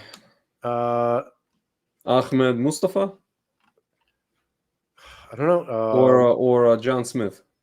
I'm looking at the Gateway Pundit. It says that's my my main question in these kind of situations. Yeah. So basically, it says police in Lewiston, Maine, are asking residents to shelter in place as an active shooter has targeted at least 2 locations in the city.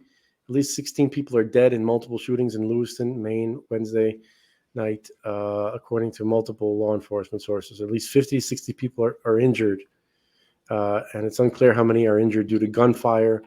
Update. I really hope that it's not connected to what I see here. It says new law expanding abortion access in Maine goes into effect on Wednesday. I really hope it's they're going to get. You think it's a Fed boy that they got to create? I think it might be this. It could be this Fed boy situation. I really hope it's not a Fed boy situation. The thing is, like the Fed boys and Hamas and all this are all from the same shit, from the same entity. Of course, on either side of the thing. Okay. Here we go again. And just when Jews need to, dude, I'll read something that I wrote. By the way, this is insane, folks. Just quickly, you have to get armed as soon as possible. Okay, responsibly, obviously, and everything. You got to take that seriously. I'm in America, and if you live in a stupid place like New York or Jersey or whatever, you got to get the hell out of there. You got to do what you got to do to protect yourself. You got to go to a normal American state. Go to the South. Lovely people. Okay. Yeah. Get a gun. Be an American, and be prepared, please.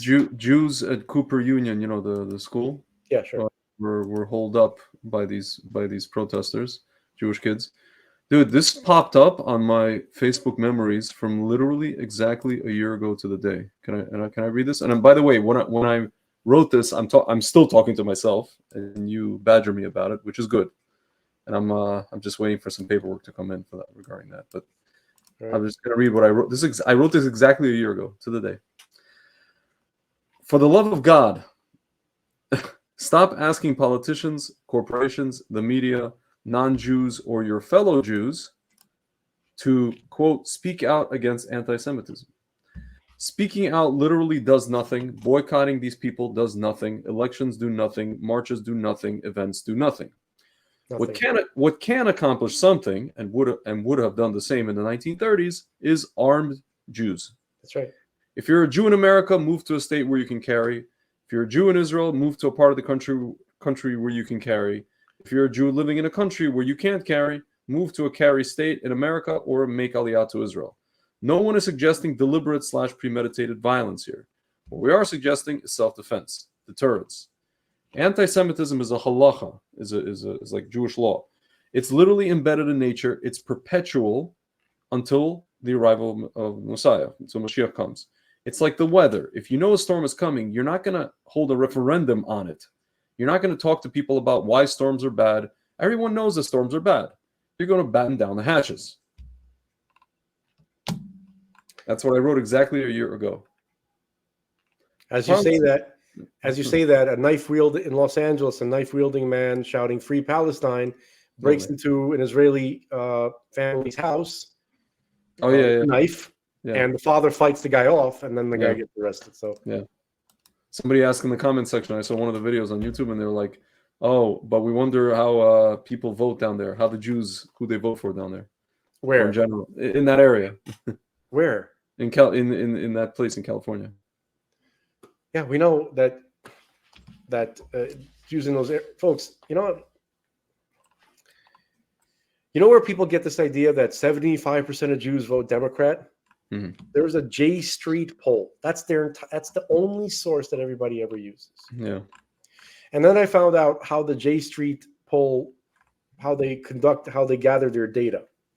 They said they called people with Jewy sounding names to them, whoever was conducting this poll. Yeah. And then they called them and asked them if they identify as a Jew. Yeah. What if they called the president of the Black Hebrew Israelites, right? He identifies as a Jew too. Okay. So my point is that there are 1 million Jews from Russia, from the former Soviet Union, in the United States. 95% of them vote Republican. They vote conservative. Okay. You have Syrian Jews or Jews from the Arab countries that live in the United States, and there's a lot of them. There's hundreds of thousands. Okay, they vote entirely conservative. Okay, all the Orthodox Jews, 95% of them, okay, vote conservative.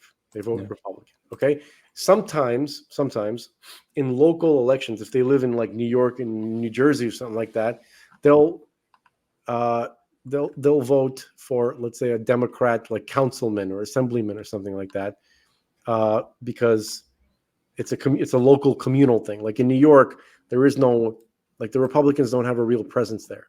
So in order to, if you're a community leader, you're forced to deal with the likely winner of, the most popular.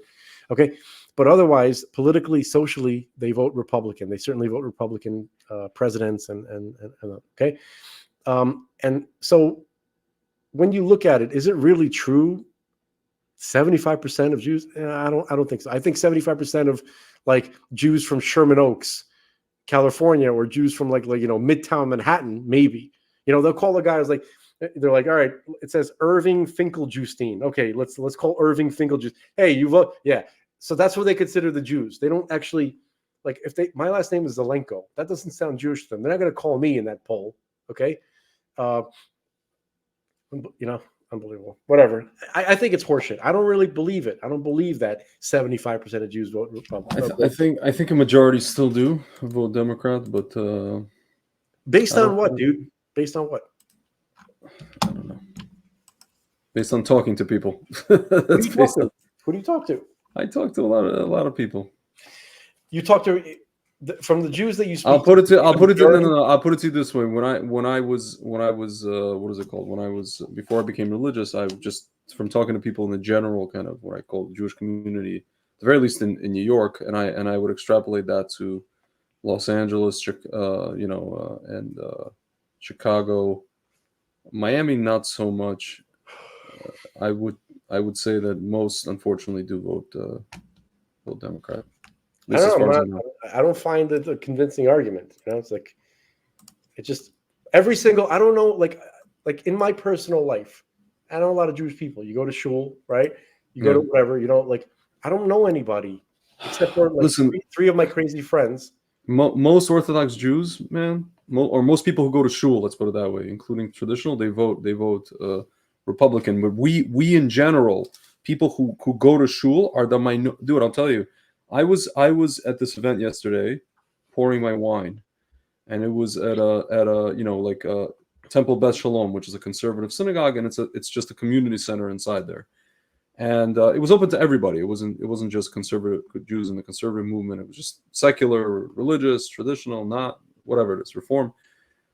But seeing the people, encountering most of the people there, I can straight up tell you that their families, we know for a fact that this is before J Street, that their families traditionally, since whenever, the Democratic Party was a different party back then, right? In the 30s and 40s and 50s, they voted Democrat because Republican Party, obviously we know the story, was seen as like this white waspy encampment or whatever, and the Democrats were the people who represented the immigrants. It was the exact opposite. I know that. I'm just saying, like, there were the Democrats from the Northeast and the Democrats from all these, the big cities, not the Southern Democrats, but the big cities, were representing them. So, dude, most of the people that were there, I know for a fact that their families, I don't know how they vote now, but their families traditionally would vote Democrat. Listen, man, I can tell you, like, I know a guy, for example, it's one anecdotal story, but I know someone, a dear friend, who is, he is one of the biggest fans of Rabbi Meir Kahana you'll find, right? So you could say, well, he's a right-wing guy and all the rest of it. But when during the election, he was like, I was shocked when he told me that he hates Trump and that he, the guy is like, he called him a, or like enabling white supremacists, or they're really, it's like TDS, and I was just like, dude, where are you getting this from? The guy, he's like, yeah, he only helps Jews because he worked with them in real estate. I'm like, dude, what are you talking about, man?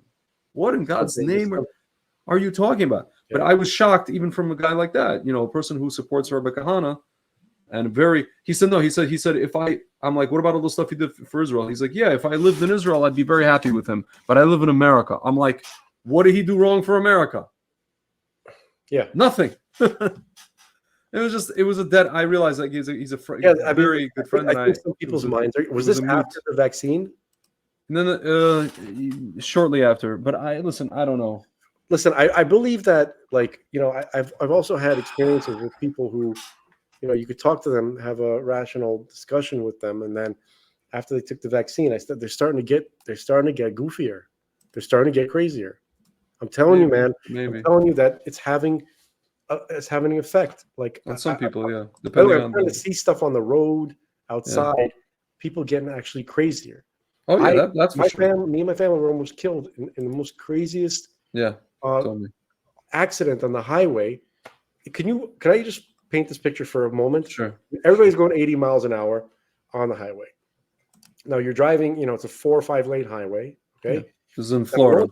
It's in Florida, right? So here's me driving on the highway, right? I'm going this. So normally you don't see cars going like this, perpendicular to you in the lanes on the highway. I almost had to, I wasn't even sure. I thought I was tripping. I thought I was hallucinating for a second because it was like, everybody's going 80. This happened maybe like 65 feet away, 70 feet away. Barely got away. Do you know how fast 65 feet is covered when you're going 75 miles an hour? It's crazy. So I've never seen so there's stuff going on. People are getting goofier because they poison themselves, most likely. Okay, so keep that in mind. Yeah. No, I considered that when I heard that, but even so, I was just like, wow, like I didn't understand this whole like mental gymnastics that the guy did, and it was strange to me. Can we play something that I think is really important for today, for Americans? Can you go on Rumble on what's wrong with me? I'm getting tired. General Flynn, he was on Bannon today. Oh yeah, clip where he's talking about the selection of the Speaker of the House, and I think it's really I think it's a positive message. Something we got to leave. You know, we're going to end off now. Yeah, we want to leave something positive. Something. You sent it to me, I believe. Did I send it to you? Yeah, I think you did. That's because that's where I saw the. I just have to find it. So, folks, I mean, you know, we didn't talk today about a lot of the topics that we talked about. We tried to understand. Yeah. You know, we didn't talk too much. I mean, we talked a little bit about Israel, but we barely really. I don't feel confident that we expressed the real Jewish point of view on Israel and how we feel. Yeah. But we also talk about we're talking about this fourth generation warfare and his impact on history, his followers, and which leads us to today and a lot of weird stuff that goes with it. So this thing discusses the fourth generation warfare on American citizens. Yeah. It's like a 10-minute clip, I think. Yeah. So I mean, I'm not saying we got to watch the whole 10. I would, but if you get bored with it, you know. Oh man, it's ads. Somebody's got to make money. All right. It's not 10. It's like 17. You know, I love when Bannon goes, when the guy starts talking fast, whoever it is, and Bannon's just like, wait, hold. He just goes like, hold on a second. This judge in New York that's putting his gag order. Oh, he looks like a creature. What's his name? Something Gong. He looks like a Gorgon. Something. He looks like a demented clown. He is a demented clown. He looks actually. like a mentally ill. If you ever hear him speak, he's literally a demented clown. I forget his name. Psychopath. Whatever. Okay. It's very real. Our life in 10 years from now will be that we have in the Trump movement, the General Flynn. General Flynn, you see today we're going to be up at noon in the House to try to get a speaker fighting the administrative state, the deep state, the uniparty, all of it. Talk to me. How does this film help inform us about where we are? It's got you and Logan in it, who are two of the best warriors we've got. Walk me through it. Right. So first, you can find that film Into the Light.movie. So this is really about, this is exactly what we're involved in, is this notion of fifth generation warfare. I mean, this is a very real time that we're facing. We're facing I call it globalism versus Americanism. And there is a real threat to this country. And that I just listened to the clip that you just did with Matt Gaetz, you know, who I have a lot of time for and a lot of respect for, because Matt's in there fighting. And this is this historic vote that's going to take place today, and I do believe it's going to be a very positive outcome. It's one of the sort of death knells for the establishment rhino / uniparty. One of the things that we do talk about in this book, Fifth Generation Warfare, is this uniparty that exists in Washington, D.C., and Mike Johnson is not part of it. So now all of a sudden, Mike Johnson is going to step into a role, and I think Matt laid it out strategically. That last 15 minutes of Matt Gaetz there, I think that's going to be a clip for the history books, because Matt laid out in detail, and this is years in the making to put basically nails in the coffin of the establishment uniparty that exists in Washington, D.C. This movie, Into the Light, that was written, produced, and the guy that you saw there that I was talking to, Mike Smith, he created Out of the Shadows, and then he just recently created Into the Light. So Into the Light movie. The efforts that we are involved in right now are really to save this country, and it's to save this country from this globalist takeover. When I look at what's happening geopolitically and geostrategically, meaning what's happening politically and strategically around the world, all of these things matter as to what is going on today in Washington, D.C., in the House, and this choice of the next Speaker of the House of Representatives. Because this is a direction that the country must take.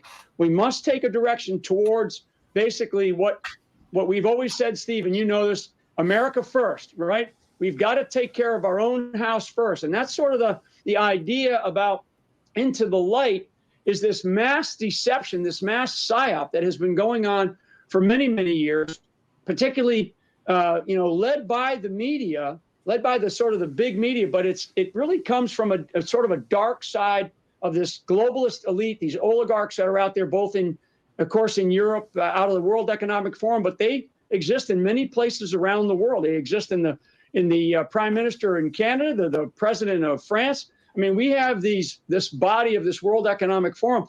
And frankly, I do believe that what we're going to learn from what is happening in the Middle East, that there are some elements of that World Economic Forum that have a direct play in what is happening in the Middle East and what happened to Israel.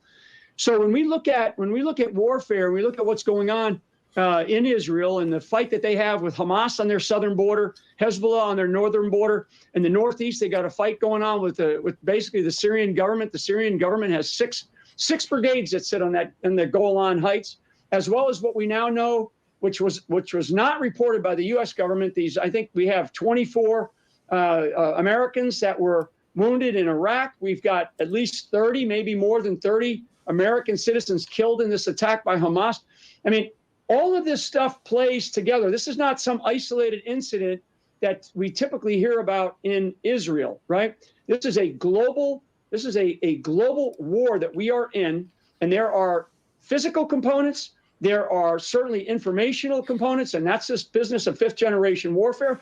It's what the uniparty wants you to believe coming out of Washington, D.C., this just constant, endless war racket that we have, whether it's $200+ billion in Ukraine or $100 million that they're trying to shove through the Congress right now. I mean, one of the things that Mike Johnson's going to have to decide to do, because I do believe that Mike Johnson's going to win the day here. But what the new speaker is going to have to do, and I mean immediately, Steve, these guys can't go and start patting themselves on the back and take a 3-day weekend. I want to see these guys like you do, Steve, 24 hours a day. Put cots, hots and cots in halls of Congress. Start sleeping in your offices, because the American people we've had enough. We are running out of time. We have maybe one more year left before we have an election. Whether or not we have that election, this administration is going to play all kinds of games. And we have a global problem right now, and I haven't even mentioned China, although you and I have had great conversations about China and how much China has in terms of global influence. And the other component of this, Steve, is this digital currency. And I know we've talked about this. You've talked about this. This role of the BRICS, the BRICS +7, right? BRICS +7: Brazil, Russia, India, China, and South Africa, plus a 7 other nations that joined the BRICS.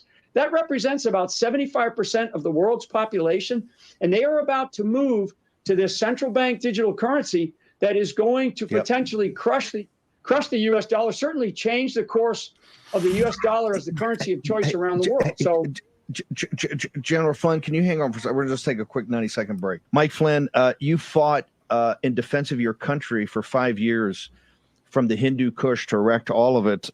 Tell me about, you know this neighborhood pretty well. How do we both support our ally Israel in its own self-defense and self-determination as can you stop that for a second? Combination of the Persians, the Muslim Brotherhood. Just get out of their way, and that's it. Just let them do what they got to do, and that's it. That's all. We don't need any other support. Please don't support. Okay? Don't physically support, just morally support. Just morally support. Just get out of the way. That's it. Okay? Yeah. That's all you got to do. No boots on the ground, no mills. We don't need any of. When I say we, I'm basing what I'm saying off of my brothers and my relatives and my wife's brothers and her relatives that are in Israel right now who are ready to serve. And I'm telling you, reflecting what they are saying. Okay? I'm confident in that because I hear it straight from them. That's what they want. Okay? And it's universal. Okay? Except for the political class, which needs to be obliterated. Yeah. And it's very good for morale of the soldiers to say that, and it's very good for unity to say that, because we're all unified. The people of Israel are all unified in saying we want Gaza obliterated. We might want to play Feinland. You know, his interview with Feiglin. Moshe Feinland.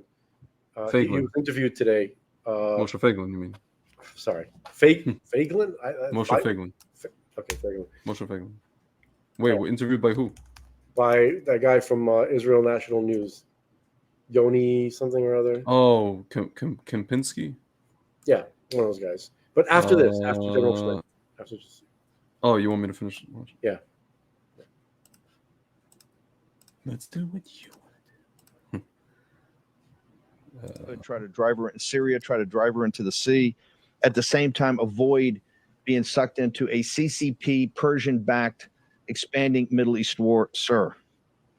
Yeah, this is a big deal. And this is a big question, too, for those that are leading this country right now. We have the worst leaders right now. Talk about incompetency at all levels: White House, State Department, Department of Defense. And one of the other things about, before I jump over to the Middle East, is we have this problem right here at home, Steve, as you know, and as we have seen, as the American people have seen play out on nightly news, that for those that are watching, all these rallies in support of Palestine and Hamas and this abhorrent behavior.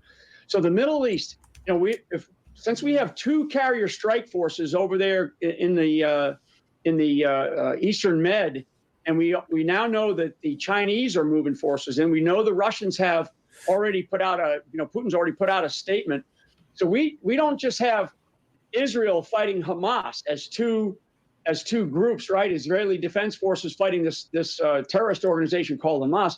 Now we have the convergence of potentially this global alliance, which I do believe has formed against this country, the United States, of Russia, Iran, China, and clearly China is the dominant player, and they have other elements within the region that are behind them. Like it looks like Iraq now is behind them. Certainly, Yemen. We have countries in East Africa. I'm not really sure where Egypt stands right now. I think Egypt is playing a sort of a backseat to see what happens. But in order for us to avoid a major war, this is really where and we just don't have it. Sadly, we don't have it in the White House. But if you had a great leader to stand up right now, to pick up a telephone and say, look, this is how this is going to be solved. First of all, it's all hindsight right now, Steve, because we wouldn't be here if you had a guy like Trump in the White House. He avoided it for 4 years, right? He actually created an environment of peace, which is something that people tend to forget, and the big media will never report it. So right now we are converging in this sort of globalist alliance, this global alliance that's forming against the United States of America, we have to be very, very careful that we don't get ourselves into something that is unstoppable and unavoidable. The funny thing about war is very unfair, and once it begins, it's very hard to uncoil yourself out of. So I don't know where this is going to go. We're not going in the right direction right now. With we know Iranian-backed forces are already firing missiles from Yemen. They're firing at our U.S. forces in Syria and Iraq. I mean, they are trying to draw us in. One of the things that I do worry about is a attack on one of those strike forces, one of those carrier strike forces at sea, which, we're going to have to stay outside of an umbrella of the range of the missiles out of Iran, which we have funded them to allow them to have that capability. I mean, this is just a level of insanity, incompetence, and frankly, complicity. From my standpoint. Finally. We're going to have Cash on a minute talking about Persian infiltration into the highest reaches of the Biden regime. Real quick before we let you go, should Mike Johnson, as one of his first acts as Speaker of the House, force Biden? No more supplementals. No, we just got an appropriation of an $850 billion defense bill. You add intelligence of $1 trillion. You got $100 billion supplemental. When the ink's not dry on the first one. Would you force Biden under the War Powers Act to come to Congress and lay out what's the plan? He doesn't give any classified stuff. What is Ukraine, Israel? What is his plan, and why does he need the money, and where's it going to go, and what is our going to be involved in? Should that be the first? Because do we have to listen to this? No, we don't have to listen to that. We understand that. We understand that. Right. I was just waiting for General Flynn. Because him and Trump and all these guys, they keep saying incompetence. Yeah, it's not incompetence. I don't understand. How could you still keep saying incompetence? Like, do they believe that people aren't ready to know that this is on purpose? That they're doing all this on purpose? Yeah, of course. I think they're still too scared to think. They think that Americans don't realize that. Yes, we know they're doing this on purpose. We know. It's almost like if they say it outright and often, it's like that's going to start a new phase of consciousness, which means people have to, pop into action. I don't know. How dare you say that, Frank? It's also we must have unity at a time like this. You see, folks, that's what we try to do in our show here. We try to tease apart, untangle the wiring of people's psychology. We try to understand why people won't do and say common sense, obvious things that need to be said and need to be done. Yeah. Why there's layers and layers of crap on reality that need to be removed, and even people on our side, they're how could they still keep saying at this point it's incompetence? It's not incompetence. It's not incompetence. It's literal in-your-face sabotage. Yeah. Okay, so this video you're talking about, about, Johnson fella, that's his name, right? From Louisiana. Yeah. The guy, he's kind of like I guess you can call him a mini me of Trump a little bit. We'll see. Listen, it's already good. The first thing that he did as a speaker is pray to God. Yeah, that's the first thing that he did. That's a good choice. Okay. Yeah, and then you mentioned Israel. I don't know what that means though. When they say aid to Israel, what is that? I don't understand what that means. Just get out of the way. Yeah. They don't need aid. We don't need your money. Just let us be. All right. This is 13 minutes long. I don't know if you want to watch the whole thing. I keep trying to make it bigger, but it doesn't. Whatever.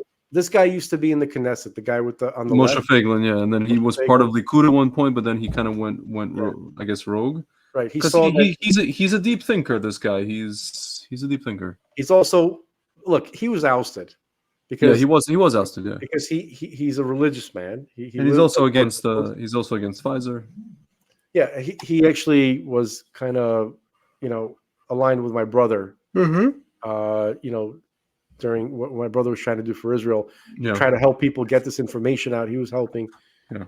So, but he's one of the few I guess what you call religious Zionists in Israel. Because that group really bought into the vaccine thing in Israel, unfortunately. Folks, he's if this person was the prime minister of Israel right now, things would be a little different. I think. Yeah. Could be. but they don't allow guys like that.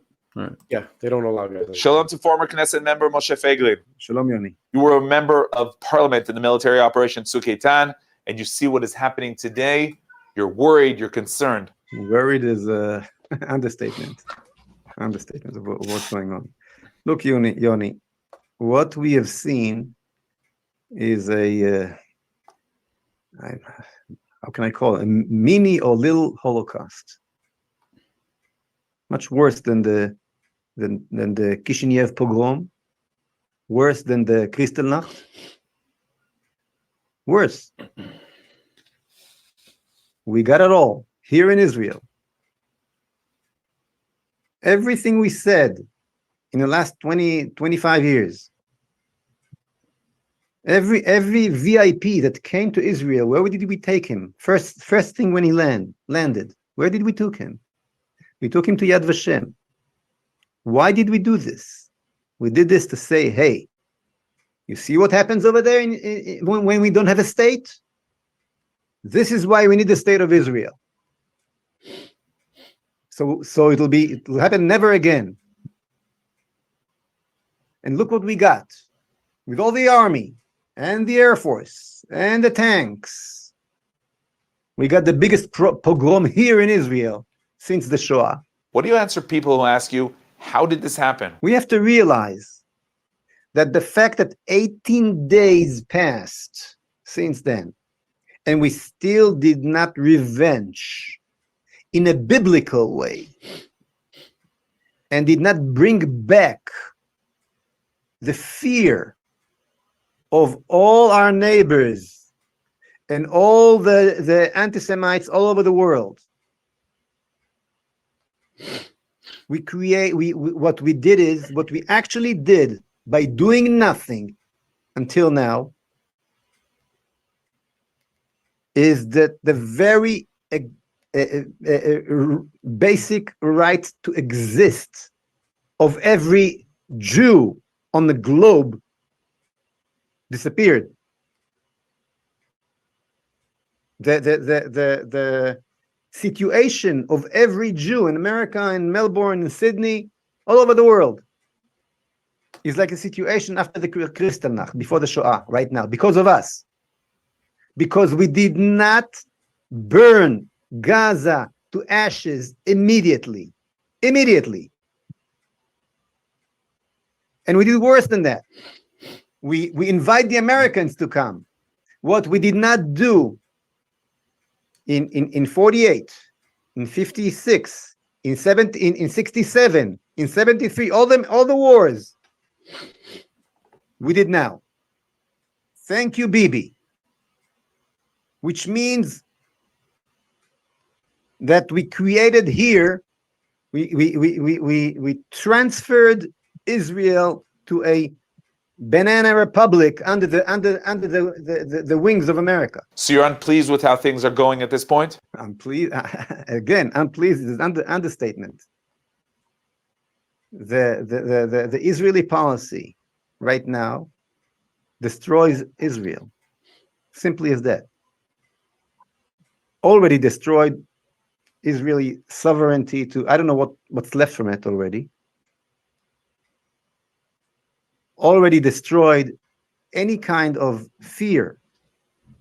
I mean, every Muslim over the world got such a thrill from this beautiful scene that he saw on Simchat Torah. All our enemies understand that it can be done, and just waiting to do it. And the people of Israel, that's supposed to represent the good in the world, supposed to represent God, supposed to fight the evil, cannot do it in their homeland, opening the door to evil to come to the entire world. And when the entire humanity sees that the Jews don't do their job to bring the light over the nation, the light of God over the nation.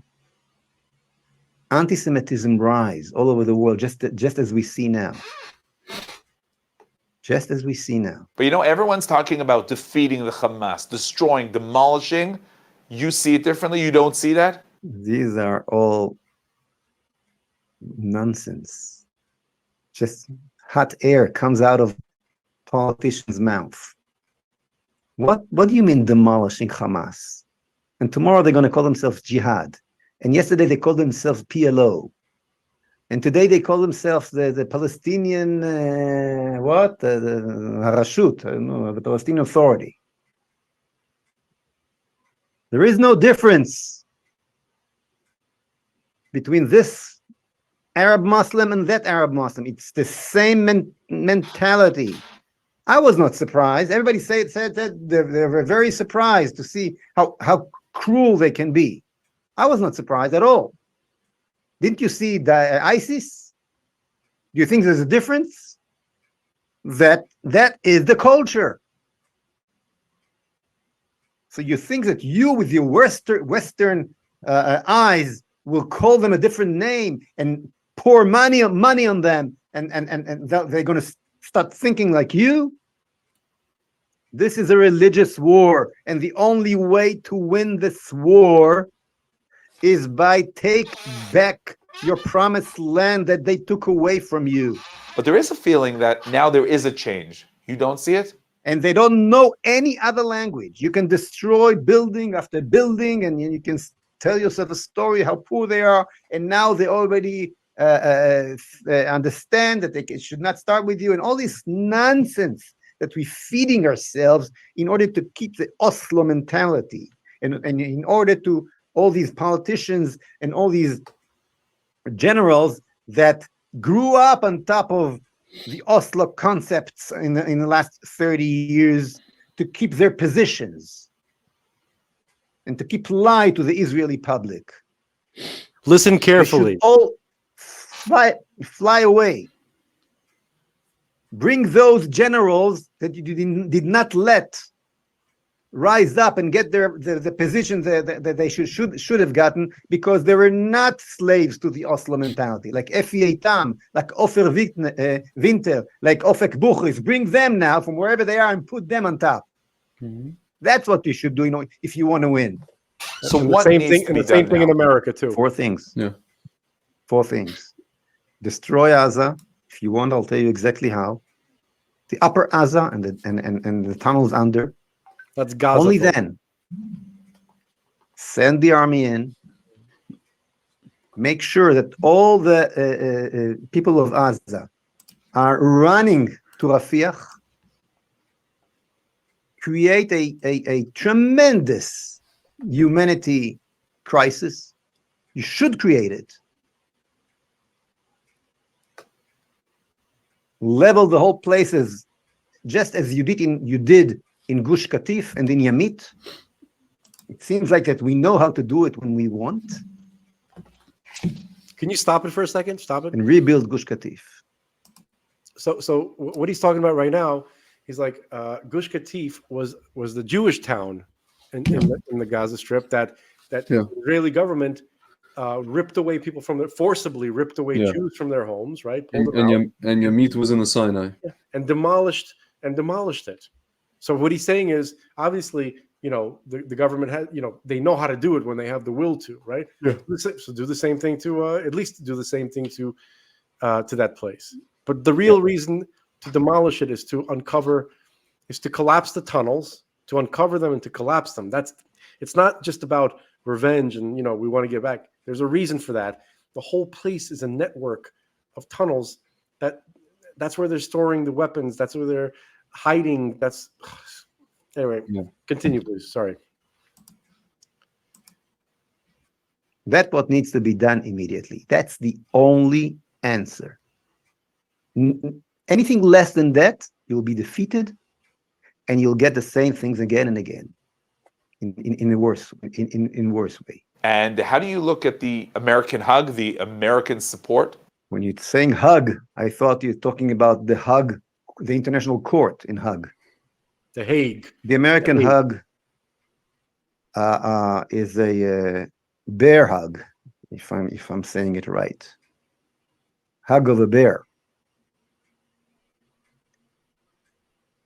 I respect the Americans. They should not be here. We should not take any assistance from them. I cannot even start to describe what a disaster we're bringing on ourselves, when the only reason why we don't react in the last 19 days is because of the Americans, which means that we are going to be defeated because we got help from the Americans. And being defeated in a situation like that is to invite all our enemies in and out to do it again and again, including the Egyptians, by the way. Mm-hmm. Do you understand what I mean? Do you understand what it means, this American hug? Do you think that the last airplane that gonna leave Israel gonna have place for you and me? Look at the pictures from Afghanistan. That's how you're gonna look like. You'll keep on leaning on the American hug. Remember what happened in Vietnam when they threw to the water the famous picture when they throwing to the helicopters to the water to make some room for some refugees on the boats. You want Israel to look like that? Open your gates for the American forces. Or in Iraq, how Iraq looks today? You want more examples? All the examples. I know only one time when the Americans decided not to help us. You know when, Yoni? Remember when? In Auschwitz. The Americans are not coming here because they love our beautiful Jewish eyes. They have their interests. And the minute their interests will be changed, will be different, they'll be long gone. And we will be stripped from the ability to protect ourselves. So the situation now is difficult, but you see the togetherness, you see the soldiers. Definitely, yes. Look, I know that we are going to win because we are the people of the infinity, if I said it right. Amanetzach. Eternal. I don't think that God brought us here after 2,000 years as a macabric joke. No, we are going to win. And we have the strongest people, amazing people, what we see. So I know we're going to win. But it is our duty to look at reality and understand where the problem is and deal with that. Cannot say, okay, it's all now. Let them keep on doing. Let those who brought us that horrific situation keep on doing whatever they want. That we cannot do. So we are going to win, but we have to look at reality in the eyes in order to save Am Yisrael from its own leaders. For 30 years, and you know what I'm talking about. For 30 years, my friends and myself are talking about the need of Jewish leadership to Israel. There was never point in the Jewish history that we needed that more than now. So at least now understand that you cannot trust Bibi, and you cannot trust Sharon, and you cannot trust any leader, definitely not from the left, but also not from the right, that is not thinking through emunah, through Jewish faith. Mm-hmm. And not jumping on the Americans, come save me. Former Knesset member, Moshe Feiglin, thank you very much. So Moshe Feiglin is obviously not English as a first language, struggling a little bit. Yeah. And It's all I know for a fact that when he says the Americans, he's talking about the American political class. He's talking about the deep state. Yeah. He's not talking about like, regular people. Hickok 45 in Tennessee. That's Yeah. one of the YouTube channels I watch, the gun channel. Oh, okay. Yeah. He's not talking about that guy. Yeah. He's talking about the swamp creatures in Washington. The same, the which are analogous to the swamp creatures in Israel, in the Knesset. Okay, so I'm watching the Vax the Cloud Hub, channel. Yeah, there's not a lot of right next to us is the Synagogue of Satan. Oh, goodness gracious.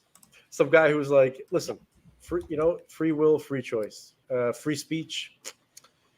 Say what you got to say, bro. Yeah. Ultimately, God will be the judge. Yeah. Ridiculous. All right, folks. Yeah. This might have been a pretty rocky, rough introduction to us. We hope that you like the content. We normally do a lot more shtick, but it's hard. It's really hard to keep up a sense of humor with everything that's going on right now. The thing that I noticed is that the channel, we're going to have to fix this because the Vaxtrust channel, I only see like maybe actually less views than we have on our own channel for this particular. I don't really know what. Maybe it's just the time slot, It could be. I'm gonna take it up with management. Anyway, we'll be okay. It's okay. It's gonna be okay. Folks, thanks for watching. And anybody, like I said earlier, anybody has any questions about anything, I know that there are Christians who contact me with questions about things that bother them, that they've heard about the Jewish religion and about the Talmud and all this kind of stuff, and they're troubled by it.